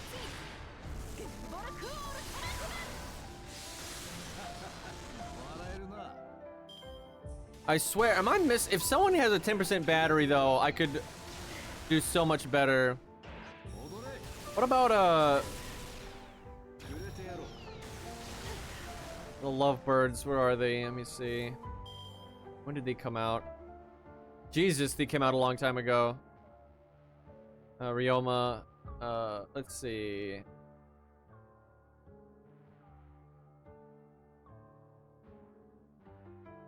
Nope, only self battery. Damn. Yeah, they're super selfish, actually. They do give the party, art up, but that's no good.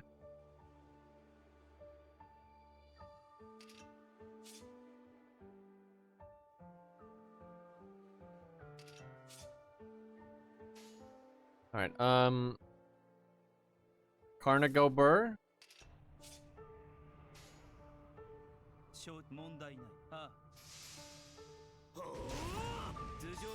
Bravati? I don't have Bravati. Actually, I do have Bravati, I just have never leveled her.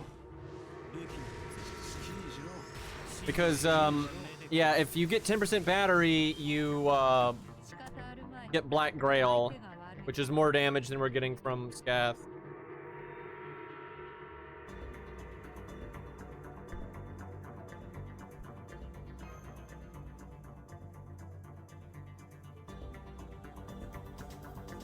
Let me see. Look at Bravati's stuff here. Leveling 1 unit's not that big of a deal. The 4-star as well.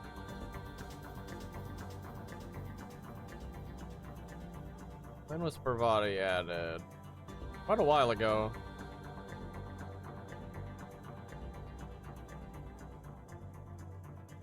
Where the hell is she? I'm like just scroll. What the fuck? I've been looking at the Lancer page for a hot minute here.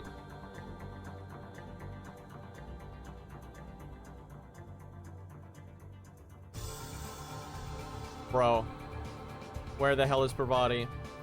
There she. I don't know how I didn't see her there. Good lord, that took forever. Okay.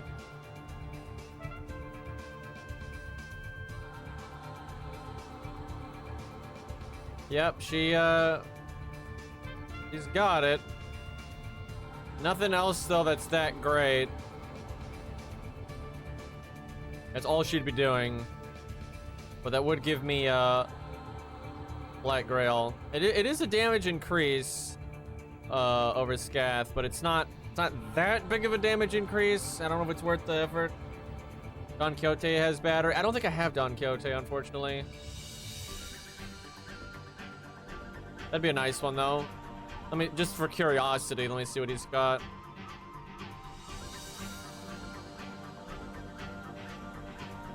Okay.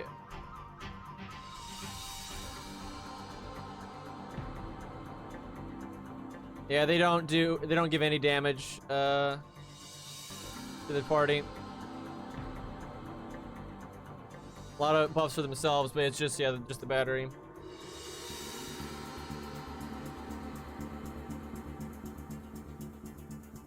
Gotta fix our lack of Don Quixote right now. They are pretty cool. What about Bruto Mart, or the fuck her name is?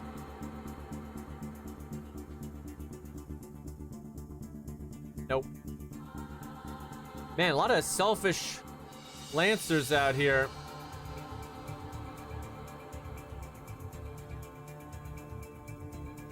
Ben K, chat.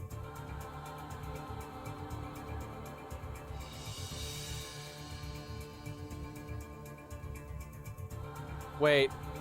Why can't I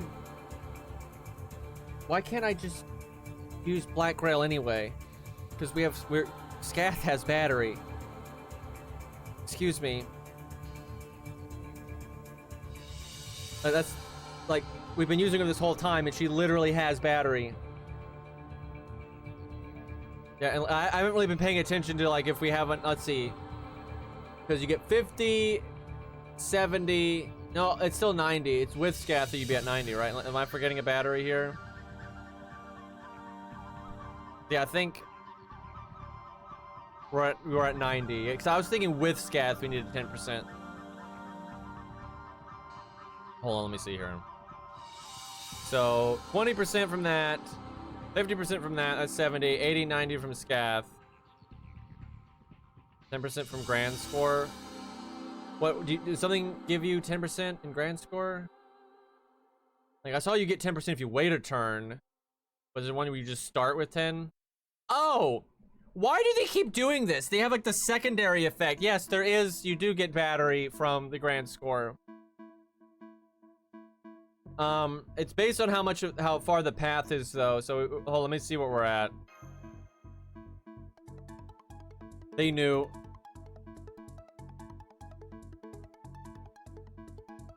So yeah, I'll be able to use Black Grail then. But wait, it won't matter though, because at that point you don't need a farm anymore.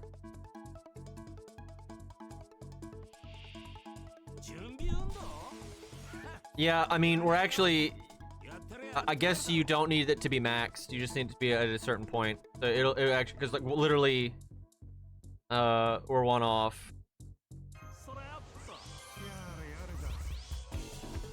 I guess we'll do that next, next one here. Interesting.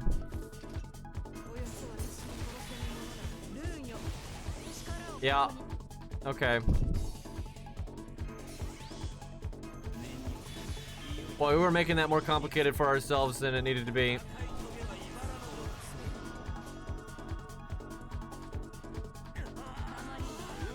How is Ace's Karna doing so well, though? I guess it's because he is,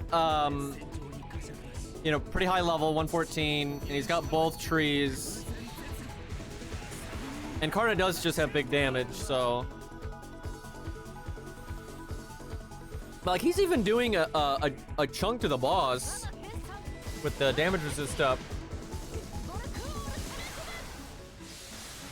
I don't think the anti-divine works on the ads, though, does it?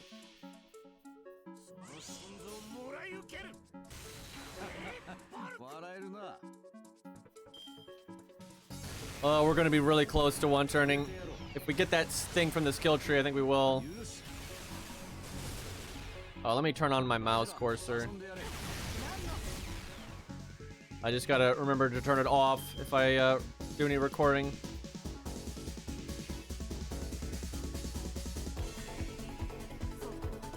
Get him.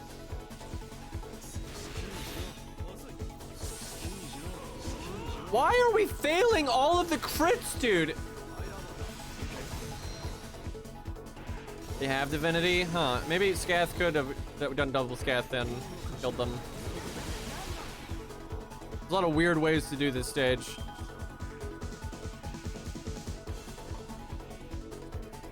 The lack of crits, though, making me mad. Watch us crit now. And we don't have a buster. Yeah.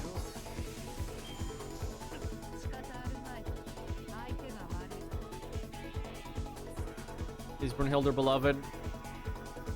Interesting.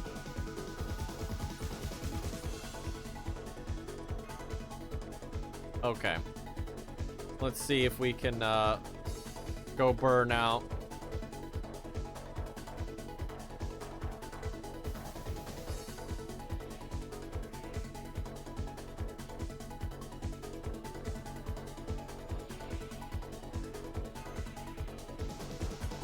Yeah, we're about to have a pretty large damage increase here.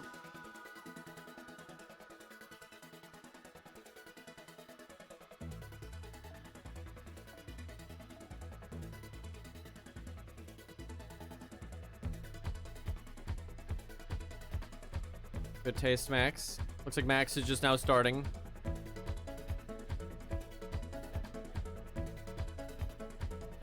So, really what I summon just needs to be capable of killing the ads. So Zal's not done yet, so maybe she will be capable of killing the ads once this is all done. Yeah, if Zal gets the skill I just got, which I forget what icon it is, Canis might be able to do it. If it works. I'm not sure how it plays out. Because the translation's fucked.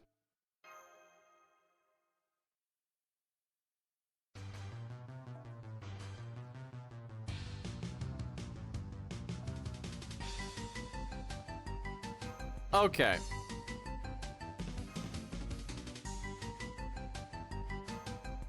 Let's go double Black Grail. Let's see. Also, Canis will have 40% battery from her passive and her skill, 50% from Bond CE. So, and then the Grand Tree. So she could do Black Grail as well if you have it all. You're 2% battery away. I think you'll get it if you just like level something in the tree.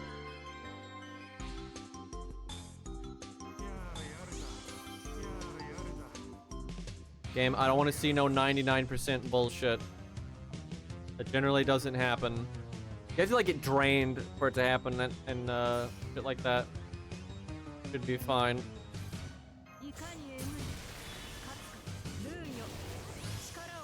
Yeah, because Canis is basically Ku here, except she gets 20% baked in instead of getting it from Scaff.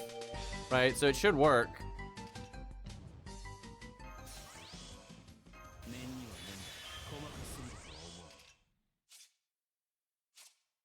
Alright. Wait.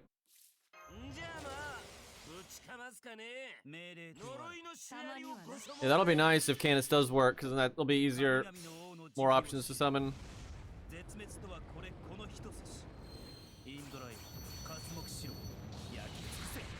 Wait, what unit, Ace? God, that damage. Alright, let's see what Ku's got. I wonder if Ku's doing more damage when he doesn't do a normal card. That would explain some of the bullshit we were seeing earlier. Like we're getting a buff.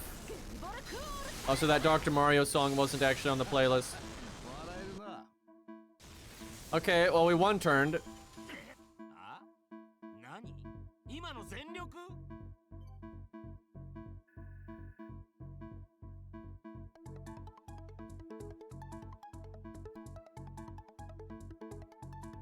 Chat, I just remembered.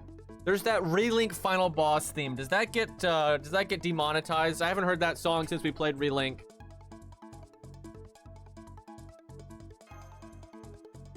Well, I don't even care if I get demonetized because I don't do this professionally anymore, so I don't have to care about that kind of shit. I just don't want, anything getting, blocked or nuked or banned. I don't even remember. I remember chat liked that song a lot. I don't really remember how I felt about it. It was so cool though, because and like fucking Cairo never finished that game. Cairo did like finish the campaign and he stopped, and like the campaign is the tutorial, and I'm not kidding. It's like, obviously it's a perfectly like, fine campaign and typical JRPG stuff, but like the game starts after the campaign. Like, I remember chat said that and I wasn't sure if I believed them, but it's 100% right. Like, it takes so much effort to get the true final boss. That was really cool. Hilder is what you're talking about before. Oh my god, it's 11 minutes long. Jesus Christ.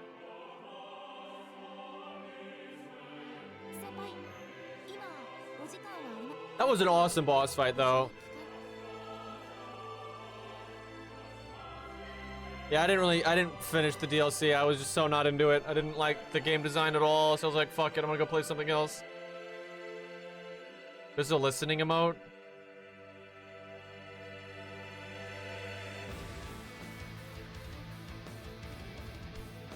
Man, I can't wait for Zaw to get that skill tree up. I'll definitely check that out. Alright, fuck it. Let's use the dork. At least it's the best ascension.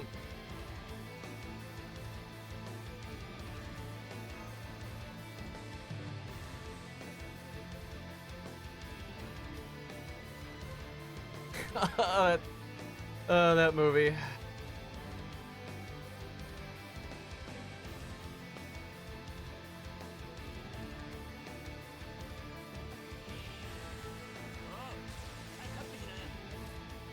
gonna add we do it so people can say the word listening without it getting changed.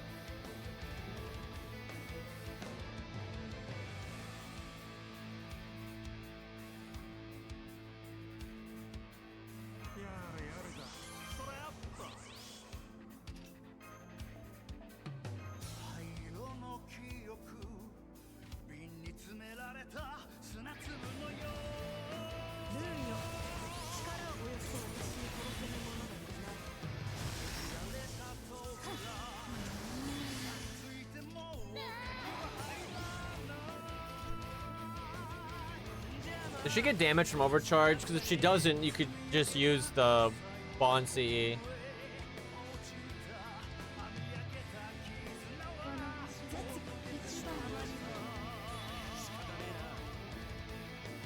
Oh, she does? Okay. It's good either way, though. Depending on what the Bond CE does. I don't actually know.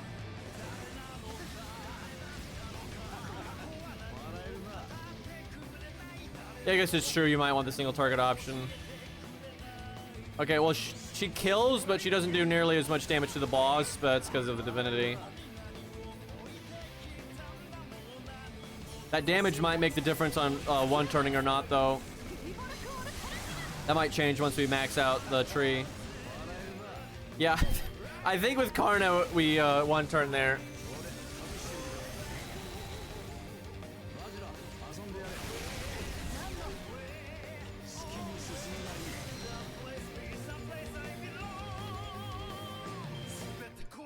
Chat, is it bad that if I play Grand Blue Relink again, I need to make a new save file so I don't have to deal with the fucking gear system and the inventory management?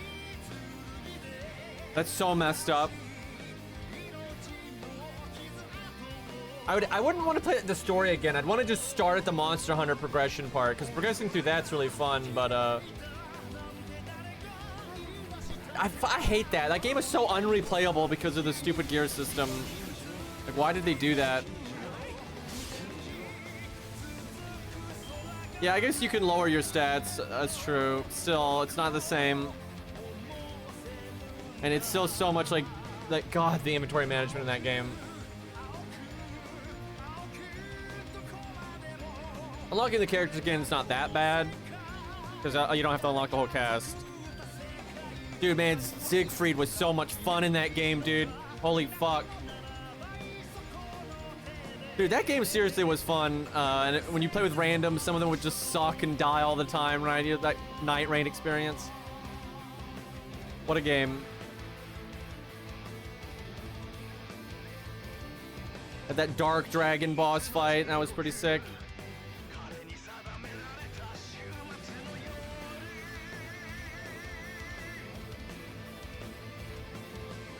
Okay, I can't really buy anything right now.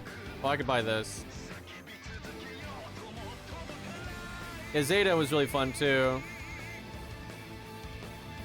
Yeah, Zeta actually, gameplay-wise, was probably my favorite, but Siegfried was close, and I like his character more, so... But yeah, Zeta was super fun. Pogo stick stuff. Lancelot was fun, but yeah, he gave me carpal tunnel, so I didn't play him as much. But it was mechanically very interesting, so...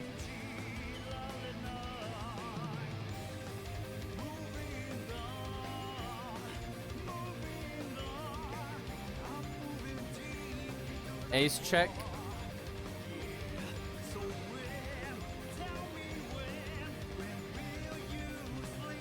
Seriously, I enjoyed the hell out of that game. It's just such a shame that the sigil system is so obnoxious.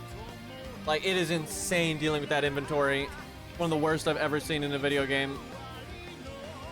It's just such a waste. It's such a good game. Like, it's just a good, fun, you know, video game. Hopefully they'll make a sequel and they'll fix that shit.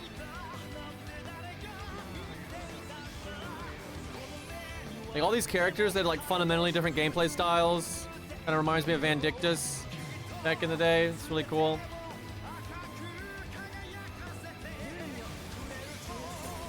I really like stuff like that when you've got, like, you know, some of the player base really focuses on this character, and other people focus on that character, and they've got, like, their own unique, you know, pros and cons and, you know, reasons to enjoy the character. It's really cool.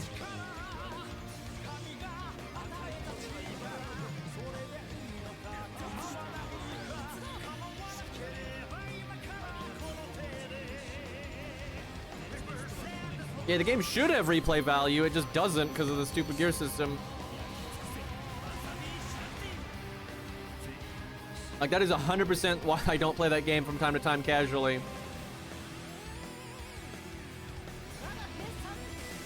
Still had a great time playing through it, though.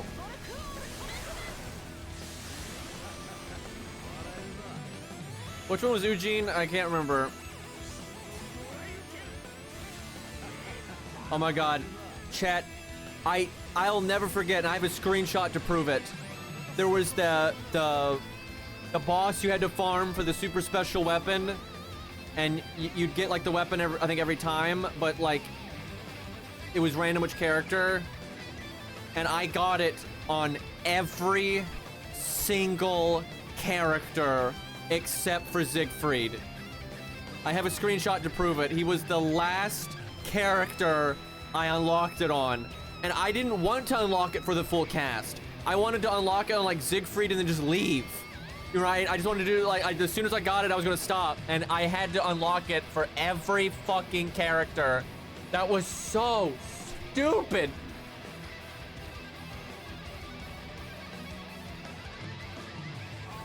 Yeah, Behemoth, that was the one. Oh god, that was so lame. I got really good at that boss fight though, I tell you what. I knew that shit like the back of my hand.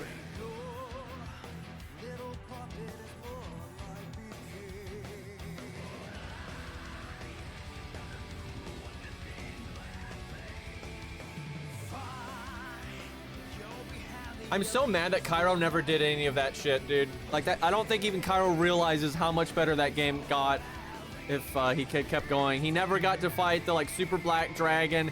He never fought the boss with this song, like any of that shit.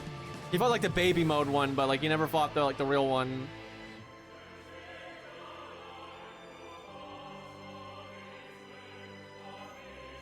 That's so cool when you get to fight the like the upgraded version of it.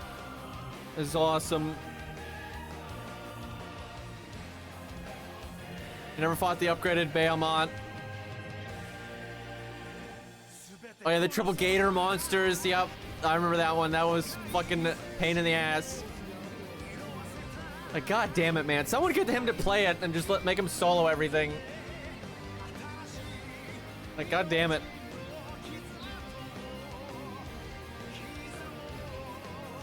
I was like all excited to watch him play through that, and then he's like, okay, I'll beat the story, I'm done. And I'm like, you fucking piece of filth. Oh yeah, the mech fight!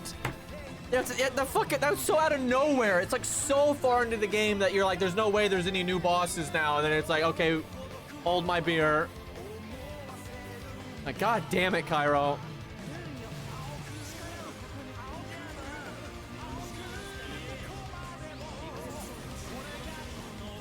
So, fucking Ace, dude. He's still, so far, the only way I can one turn.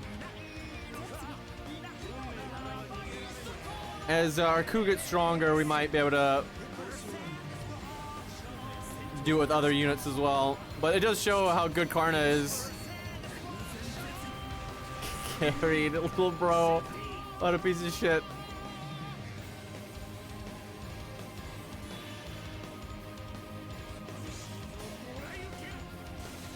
I wish they had done more DLC, like proper DLC for that game, like added regular boss fights. And also they never added like the max difficulty version of a lot of the normal bosses, which I thought that was really lame. Because once you get like geared for the end game, the normal bosses, like the skeleton guy and some of those, like they don't have an in-game version. So there's no way to really fight them on equal footing, which sucks. Yeah, I know that game was in dev hell forever. They probably wanted to put as little money into it as possible at that point because it lost so much. But it was very successful. I'm sure they realize if they can clean that up, they could make a sequel. Because first off, I don't think anyone would mind if the sequel reused some assets, right? Like the base animations and all that. Like no one's going to care about that. And you can reuse a chunk of the bosses too, as long as you add a bunch of bosses. So making a sequel should be, and they already have, now they have the formula, because that was a big reason why the game was in dev hell, is they didn't know what the hell the game was going to be, and it kept going back and forth and shit. But now that I think they know, so if they don't make a sequel, I'm gonna be pissed, because they're just like throwing money away at that point. They have infinite money from that horse game. Why, by the way, I was playing, I think it was Risk of Rain or Night Rain the other day, and I was like inviting my friends, so I brought up it brings up like the Steam friends list UI, and just so many people on my friends list were playing that fucking horse game. Why is that game so popular? I don't understand. Because people were saying the gameplay is not really that great. Because you've got games like, you know, Arknights that have actually good gameplay. But it's like, I don't get it. Horses.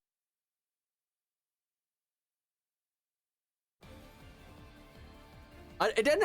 Am I wrong? Because I've seen so little of that game.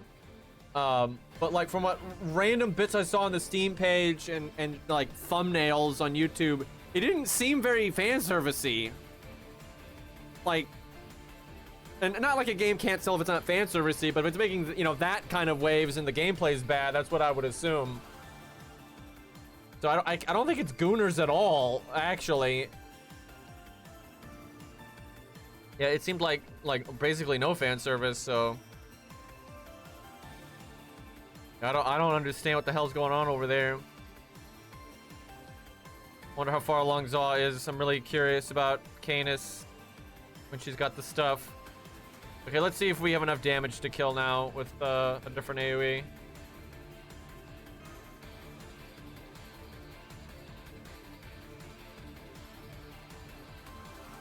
And like, I'm not one of those people, I don't care if a game has fan service or not, right? I'm not like offended or anything. It's just, I know sales, so.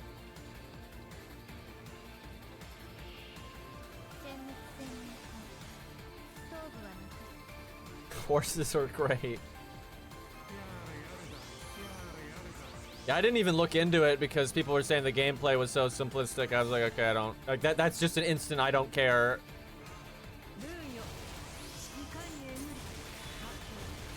Just like if Mecha Break, you know, if the PvP was bad, you know, I'm just not gonna care about it.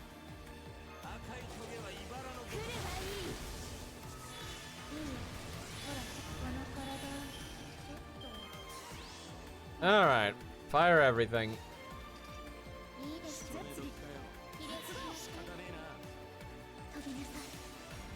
Is there like some kind of like global team thing?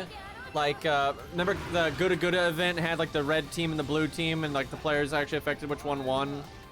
Is there some bullshit like that?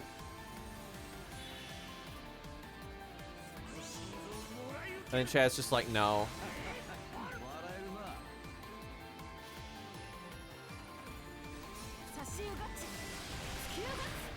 You can race with your friends? Oh god. No. What the fuck? Hey, we didn't kill. Look, it's so still we only one turn with Karna. I think he's one of the best units you can summon because one, he's not as strong as some of these other units we've used, and he's still doing better than them. But it's because that anti-divinity, man, he just does a really sizable amount of damage to the boss.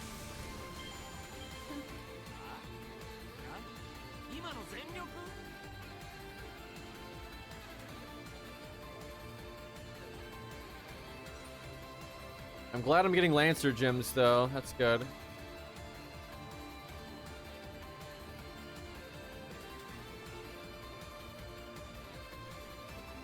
So it's only girls? There's no dudes? One of those games, yeah.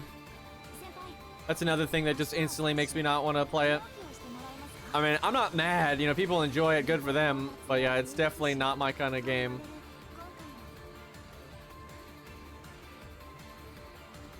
What do you mean even the male horses are girls? You know, don't finish that sentence. Let's just not go down this rabbit hole.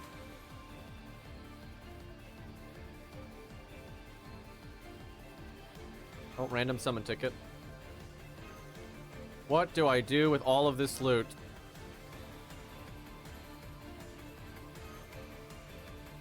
Man, we're like doubling up on the hero proofs and it's just not enough. I need so many more.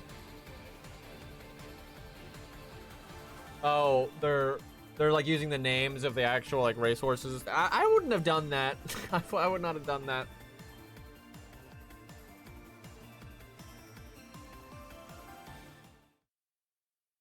Yeah, we can do Burning Out. So I'll say this: the intro to Burning Out the Blue is so good, it's like unreal. But I don't really like where the song goes. I don't like hate it. It's just it doesn't like live up to how good the intro is. Like the intro is some 10 out of 10 shit, and then it kind of turns into just some like JRPG battle music. You know, it starts off with like some orc stuff.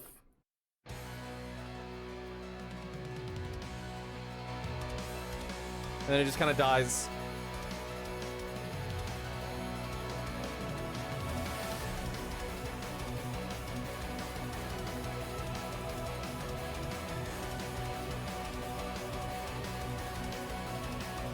Okay, that is cool, Lost. That is cool. That actually makes me mad though, because it's such a good system in BlazBlue that why is no one else doing it? And then you tell me the first game that someone else does it, it's a fucking horse Gacha game. Like, what the fuck? As I play one of the worst Gacha games I've ever seen. Well, no, as bad as FGO is, it's still better than like all of the old school Gacha games. Like, it's still not that bad. I mean, it's bad, but...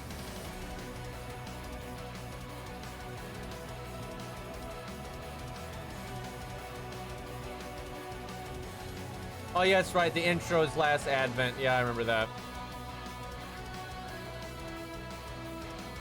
Same thing, though. Literally same thing. Yeah, I'm getting my songs crossed, but what I said still applies to that one. I'll play that next. Yeah, this was the... Like, they're both just songs from, like, the actual game, but they used this as the second phase music. That's why I'm confusing it. This song's better, in my opinion, just because, like, the whole song is good. Or Last Advent, it's mainly just the intro. But yeah, this song's fine. This song's good from start to finish.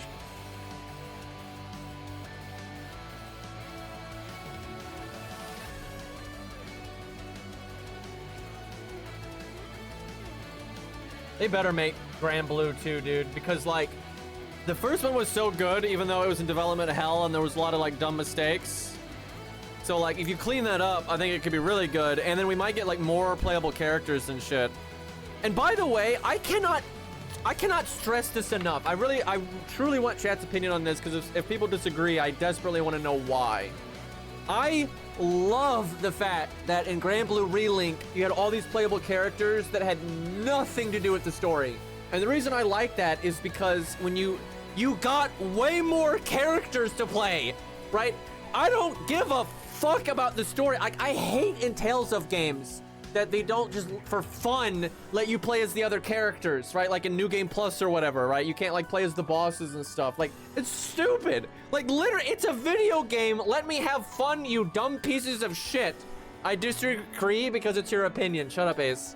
But I like the fact that Grand Blue let you just play all these fun characters just for fun, right? It was like old school video game. Like, I remember there was a Kirby Game Boy game where like, when you beat the game, you could just play Meta Knight just because. And you had a completely different gameplay and stuff. And it was literally just because. There was no lore reason for it at all. I love the shit out of that because you just limit yourself so much when you try to be like too in lore, right? Like, Jesus. Yeah, like some of the games let you play as Luigi when you win and stuff like that. Like, I like that, right? Because it's optional, right? If you're like, oh, I don't want to play the, then you don't have to. Right, it's dumb as fuck that that's such a rare thing now. Like, video games used to prioritize fun over all this other stupid bullshit.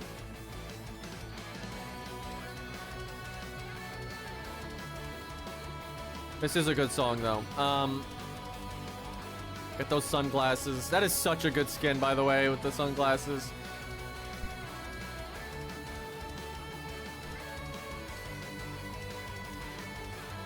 And here's the thing, you can have a good story and still do things for fun. That's the thing, you can have your serious story that's well thought out and written well and all that kind of stuff, and then you can still have like, you know, and you can play this character just for fun, right? Like, that's totally fine.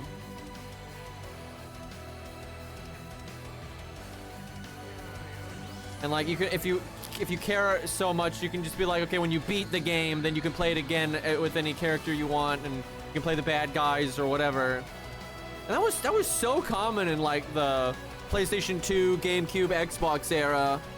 That was like super common that games would do that. I remember some like old ass Spider-Man game, and you beat it, you could just play Green Goblin for no reason, literally no reason. You beat the game and hey, you can play Green Goblin now. There was like zero reasons given there. And it's like, that did not bother me at all. But yeah, the games have really gotten away from that kind of thing.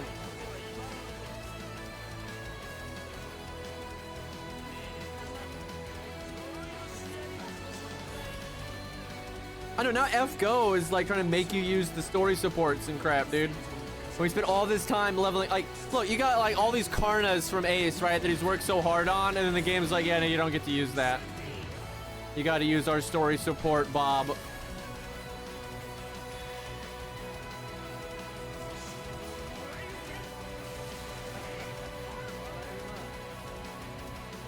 We just need a little bit more damage here.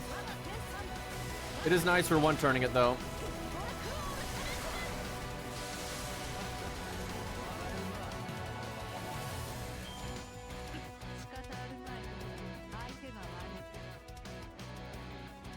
He was doing pretty well. I mean, when you upgrade a unit that much, generally, that Gareth, though, man, did not do super hot. But she probably didn't have the skill tree and all that going yet. There was room for improvement there.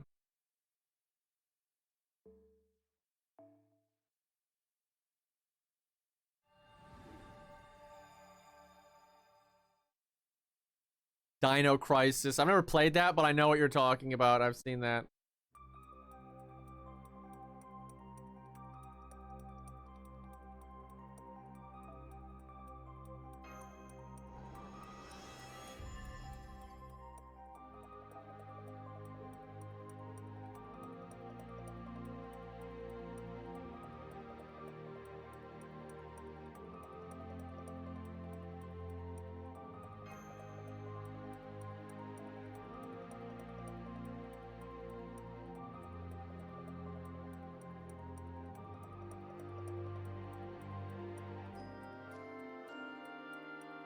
Yep, the song intro is just fucking amazing, and then it just turns into the most generic, like, Tales of battle theme. I'm like, what the fuck?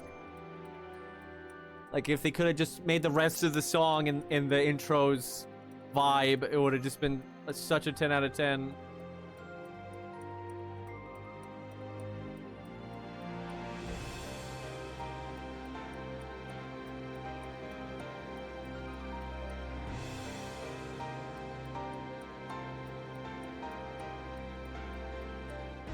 God, I hate this stupid dragon lolly, but it's this one's like maxed out.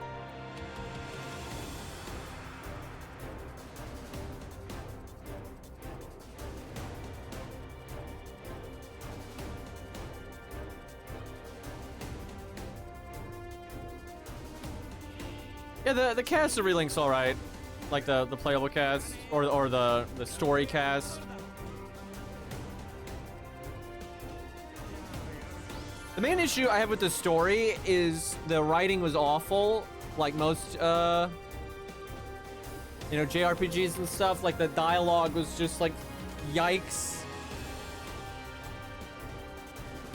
But, like, the character archetypes and stuff and their motivations and stuff, they were fine. I don't have a problem with any of that. But yeah, it's very JRPG. Why do video games have such bad writing? Although I guess movies have terrible writing now too. Actually, they probably have worse writing. Oh my god. Like, mainstream movies now. But like, what is happening?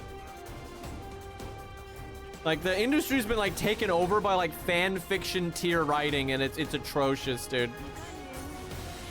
Not a fan.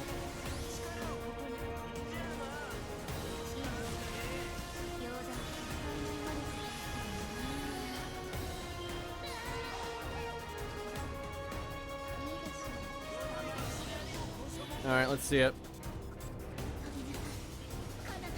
Yeah, the recaps. Oh my god. Oh, those were so bad.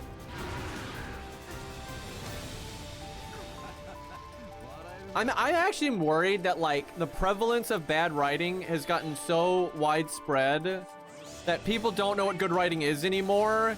And it's like that idiocy movie, right? Like, we're all just getting so stupid that you have people unironically saying Genshin Impact is the best story ever written. I'm not kidding. People actually say that. Why did Scath do more damage? I guess she high rolled. Still didn't kill.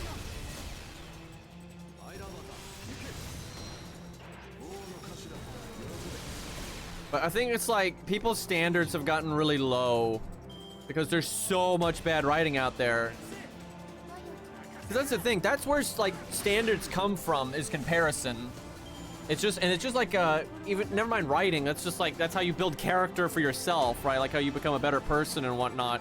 It's like having good role models and seeing other people do things, right? That's what affects your like compass.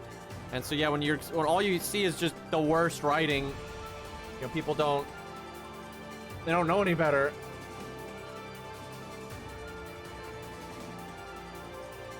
One second, chat. Let me get water. We're getting kind of close to unlocking the boss, though.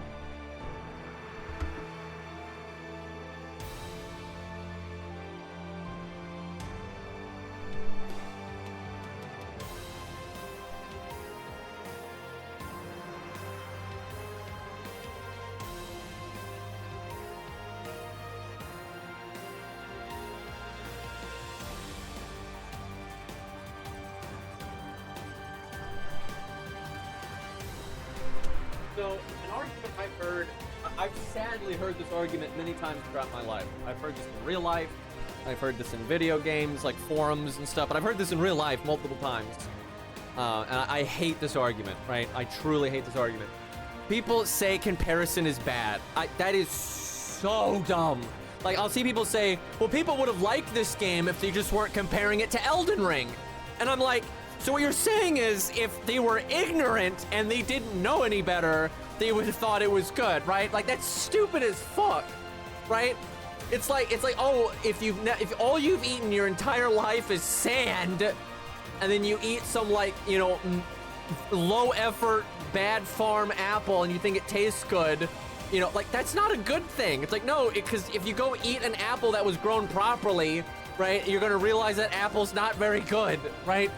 Like, comparison is good. Now, there are, you know, you can go too far, right? Like, people, you know, comparing themselves to unrealistic things, for example, right? Like, you know, you got, like, bodybuilders, you know, using drugs and all this stuff to look more impressive. And not only that, like, the kind of workouts they do don't actually build the strongest body. They make that kind of bulky look. It's not actually strength, right?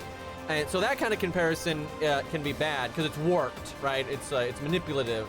But, you know, if you see someone being a good person, right, that values helping people and they feel good through, you know, being a helpful and, you know, wise person, right, and you compare yourself to them and you want to be better and you want to be more like that, that's a good thing, right? That's called a role model, for fuck's sakes.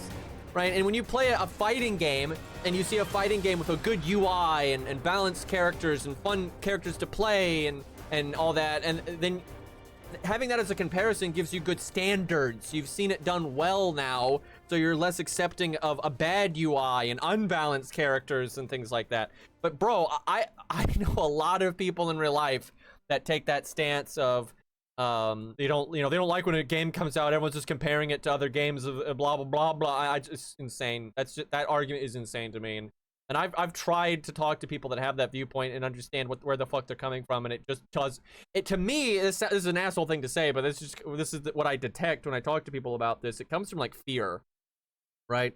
They deep down, they're like projecting. They don't want to be compared, right? They don't want to come up short. They don't like the idea of like, if I make a book, I have to be able to keep up with other books that are written well, right? They won't admit that, as you know, obviously, but that's no, that's my assumption, right? I'm not saying I can read their minds, but that's definitely the vibe that I get. Is like deep down, they're like insecure about things, and they don't like the world being competitive, right? But that, I mean, it's the universe is competitive if you like it or not.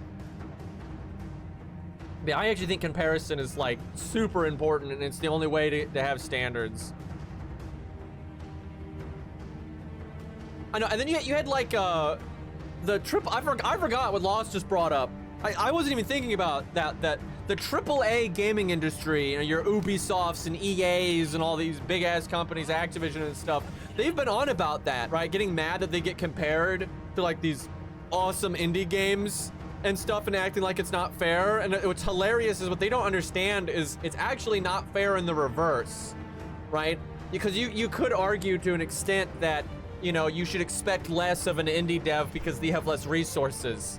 right? But good is good regardless. If it's enjoyable, it's enjoyable. And what's funny is these large devs complaining make no sense because they're the ones that have the greater budget. They're the ones that have a greater time frame. They're the ones that have more employees, right? So the comparison is actually very favorable. You know, it's biased to them, right? It's like, but yet they're the ones coming up short, and it just shows how much they're failing. And yeah, they hate it. Yeah, in the games industry like super hates comparison, but yeah, it just they're afraid. Like that's why I was saying it's a good example of you know, it's their own insecurity because they don't think they can make a game as good as Baldur's Gate 3 or you know, whatever it is that's, you know, Elden Ring, all these games that get popular. And that's like the problem. And I'll say this, right, as a consumer or as just even outside of you know, video games and writing and all that, it still can apply, but you should have reasonable expectations, right? It's good to raise your standards and not accept schlock. But, you know, every game isn't going to be as good as the best fighting game you ever played, right? That doesn't mean you can't enjoy still a good fighting game. It may not be as good, but you can still, you know, enjoy it and appreciate it for what it is, right? Not every, you know, third-person action game is going to be as good as Devil May Cry or whatever, right? But it's still like, a comparison is still so good. So let's say for you, and maybe this will change when you play a new game, it's even better, but let's say for you, you think Devil May Cry 5 is like a 9 out of 10, right? For that style of game, right? So, you know, so good. That then makes, so a game like before, that maybe before you played DMC5 and you saw a good game, you thought it was a 7 out of 10. But now that you see something done much better, you're like, okay, no, that's 7 out of 10. I actually see that now more as like a 5 out of 10 or a 4 out of 10, right? Like you see like, oh, how it can be done. And like, that's fine. But it doesn't mean every game needs to be as good as Devil May Cry 5, right? It's okay if they're like, okay, so that's a 9 out of 10. Well, this other game that just came out, it's an 8 out of 10, right? And that's still great. I can still enjoy that, right? So I think that's like a healthy way of having it. And not everything needs to be, you know, as good as the best thing that there ever has been, but also it still raises the bar though, right? Like, you know, Arc Knights is abnormally good for a mobile game, right? Not every game needs to be exactly as good as it, but, you know, if they can still learn from it and still make a better game, right? And that's good. Make sure I'm not missing anything here. But yeah, anytime I see people making these, you know, comparison is bad arguments, I'm just like, this is so insecure. Yeah, I guess a good example. Like that Lords of the Fallen update where they like really marketed it, and they fixed the game up a lot. You know, I liked it. Yeah, it wasn't as good as Dark Souls 3 or Elden Ring, but I still liked it, and it did some unique stuff that Elden Ring doesn't do. Like they had the armor dyes, where you could, you know, obviously dye your armor and change what it looked like a lot. You know, that was awesome. That was great. Had a lot of cool armor designs I could appreciate. You know, and it's just different, right? So I liked it. But yeah, obviously it wasn't the best game of that genre, but it was good enough that I could enjoy it. But then some bullshit like Golden Axe Beast Rider, you know, which is also a third-person action game and all that, you know, that shit's, you know, so garbage. But like if someone never played a video game before, or maybe they'd only played like 2D games, they never played a 3D game, you know, they might think Golden Axe Beast Rider is good. But that's not because it actually is good. That's just because, you know, they've experienced so little.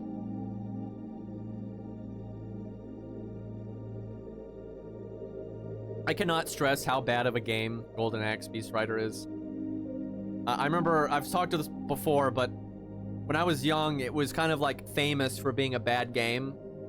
And I'd heard about it, and I'd seen clips about it on TV and shit like that, but I didn't know that much about it. And then one time I saw it in a bargain bin for like, you know, $1, if that. And I was just like, okay, you know, why not? You know, how could I have buyer's remorse for like $1? I had buyer's remorse for like $1. And the reason is I could have bought anything else in that bin, and it would have been better. That game, it is not so bad it's good. Now, it might be so bad it's good if you stream it. And maybe I should stream it because of that. But oh, that game is bad. That, like the controls and everything, everything about it feels so horrible to play.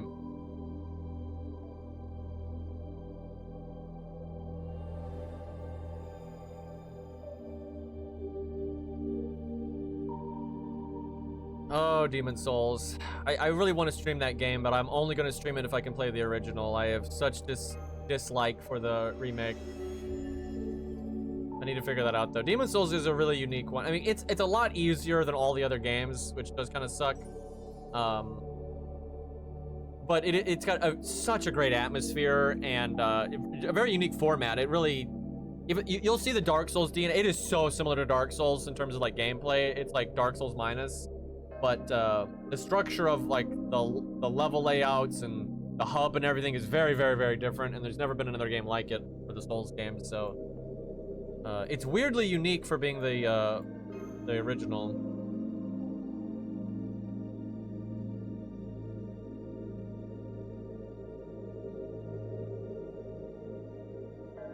Why did I call him Executor? I don't know. I mean, I guess, you know, it ends with TOR, so. Penetrator is so awesome in the original game, and then he's so lame in the remake. Not even lame, it's just they're missing the point really hard, I would say. Wonder if Zaw is still farming. This is... Canis was really close to getting that NP thing going. That one's pretty damn upgraded. She's single target, though. Okay, they're maxed out. I guess we'll give them a shot. This might go badly, but I mean, NP5.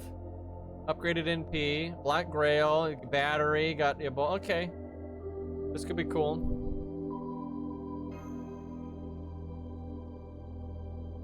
Yeah,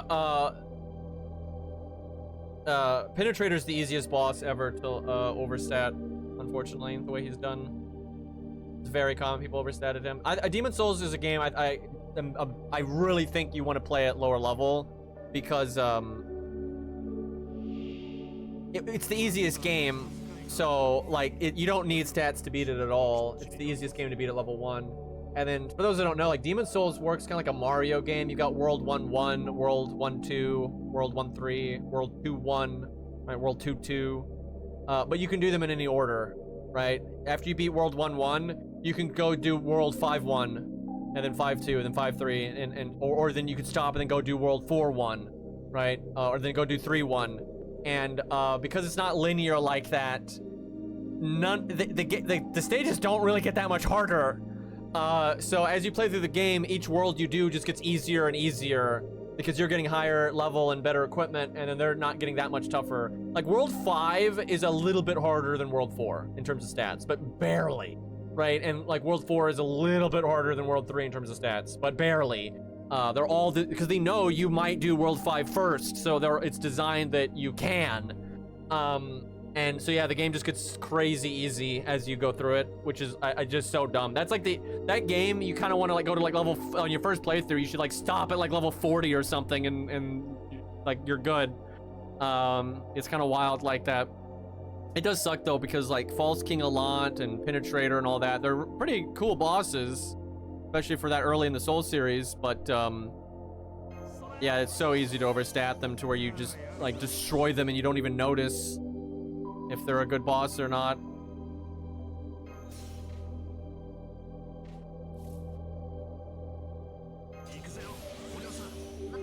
Man, I'm curious how I'll feel about Demon Souls though, having not played it in so long. Especially after playing Elden Ring and Night Rain and all that. Hell, I'd play it today if I had a way of... Technically, I do have a way of streaming it. I have a PlayStation 3, and I think I can stream a PlayStation 3. Oh god, I don't even know where I put my PlayStation 3 though. And then I don't know if I have a controller that works, etc, etc.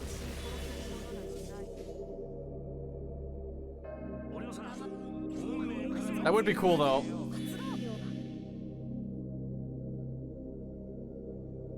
My scat's been 120 for 5 hours. Try taking her off the list entirely. Put someone else up. Send the list through, like completely send the list through. Then go back and then put Scath in. That was pretty good damage. They did a sizable chunk to the boss. Still not as much as Ace, but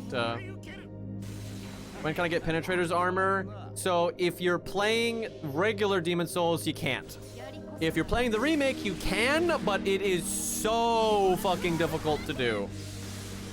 You have to go to New Game. Basically, you have to. There's all these hidden coins in like really dumb areas, and you have to like get every single one of them, and that requires you to go to New Game Plus. And then, unfortunately though, Penetrator's armor in the remake doesn't look as good. Yeah, I know. I hate that. I hate that so much. I think Penetrator probably has my favorite armor set in the entire series. It's close. You know, there's some really good shit in you know, Dark Souls and Elden Ring and everything. But I think Penetrator in the original game, that armor design, and obviously the graphics fidelity is lower, but the actual design of it, I think it's my favorite. It just looks so good. It's either that or Tower Knights, and you can't get Tower Knights armor either. But those two armor sets are just so fucking good, and I hate that not only are they not in any of the other games, nothing really that similar to them is in the other games.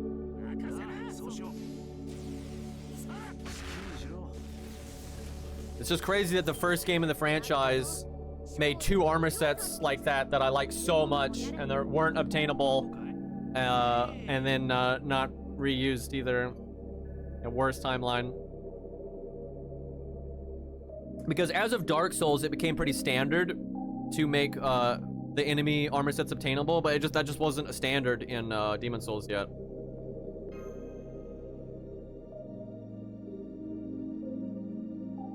Let me see if I can get a good picture of Penetrator's armor here. Probably get mostly the remake. Yep. When you Google it, it's like all the remake. I hate that that's happened, that like the remake is like replacing history, dude.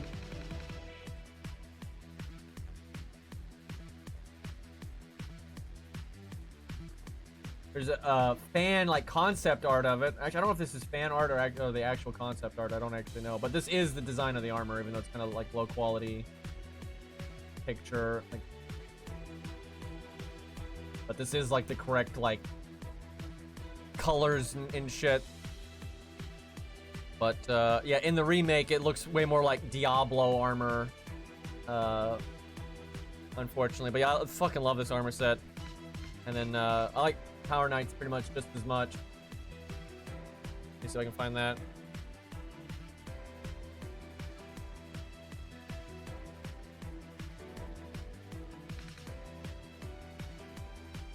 Thankfully, the Demon Souls remake did not fuck up Tower Knight. They pretty much just copy-pasted him, so he looked fine.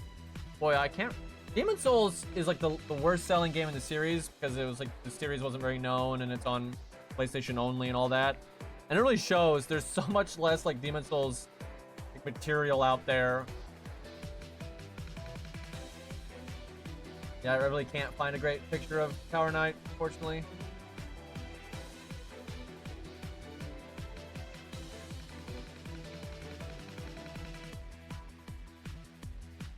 It's crazy because since Dark Souls 2, they've been into referencing the previous games, but not Demon Souls. Yeah, some of that though is because they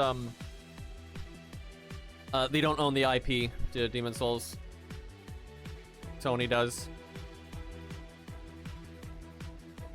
Although they have referenced Demon Souls a little bit. They've made a few armor sets that are not one-to-one because again they don't own the IP, but they've made a few armor sets that are similar. But it's pretty few and far between. They don't do it very often. And you know, some people hate referencing the past games. Fuck them. I want every armor set from the past game and every new game. I know that's hard to do, so I don't expect it. But like, I am so happy when they bring like the Dark Souls armor sets being in Night Rain. I am so happy about, and I wish we had all of them. Like, I hate that that regular Elden Ring doesn't have all those awesome armor sets from Dark Souls. Like, do these people not want fashion? Like, what is wrong with them? Now, more fashion options, the better. The more armor sets, the better. Now, Sony is not a great publisher. And the game we're playing right now is published by Sony, so...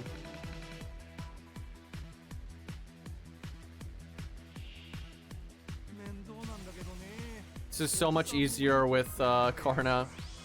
It just works. I am glad I can one-turn this though, just so it's faster. I want to get to the good part, make a video later.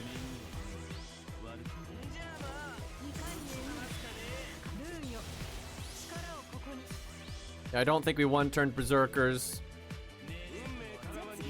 We can one-turn this a little bit faster if I get the rest of the skill tree, but then we're about done.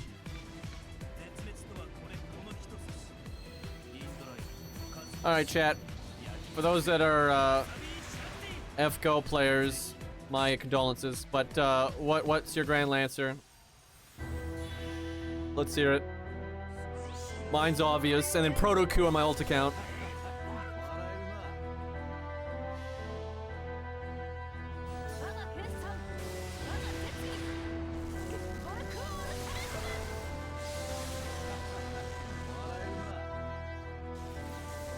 Damn, how long is the stream delay right now? Karna, Coup, Karna, wow, Scath, Coup. Sing a theme here. I'm I don't even... Oh, wasn't Caneth a Lancer in that stupid lolly anime?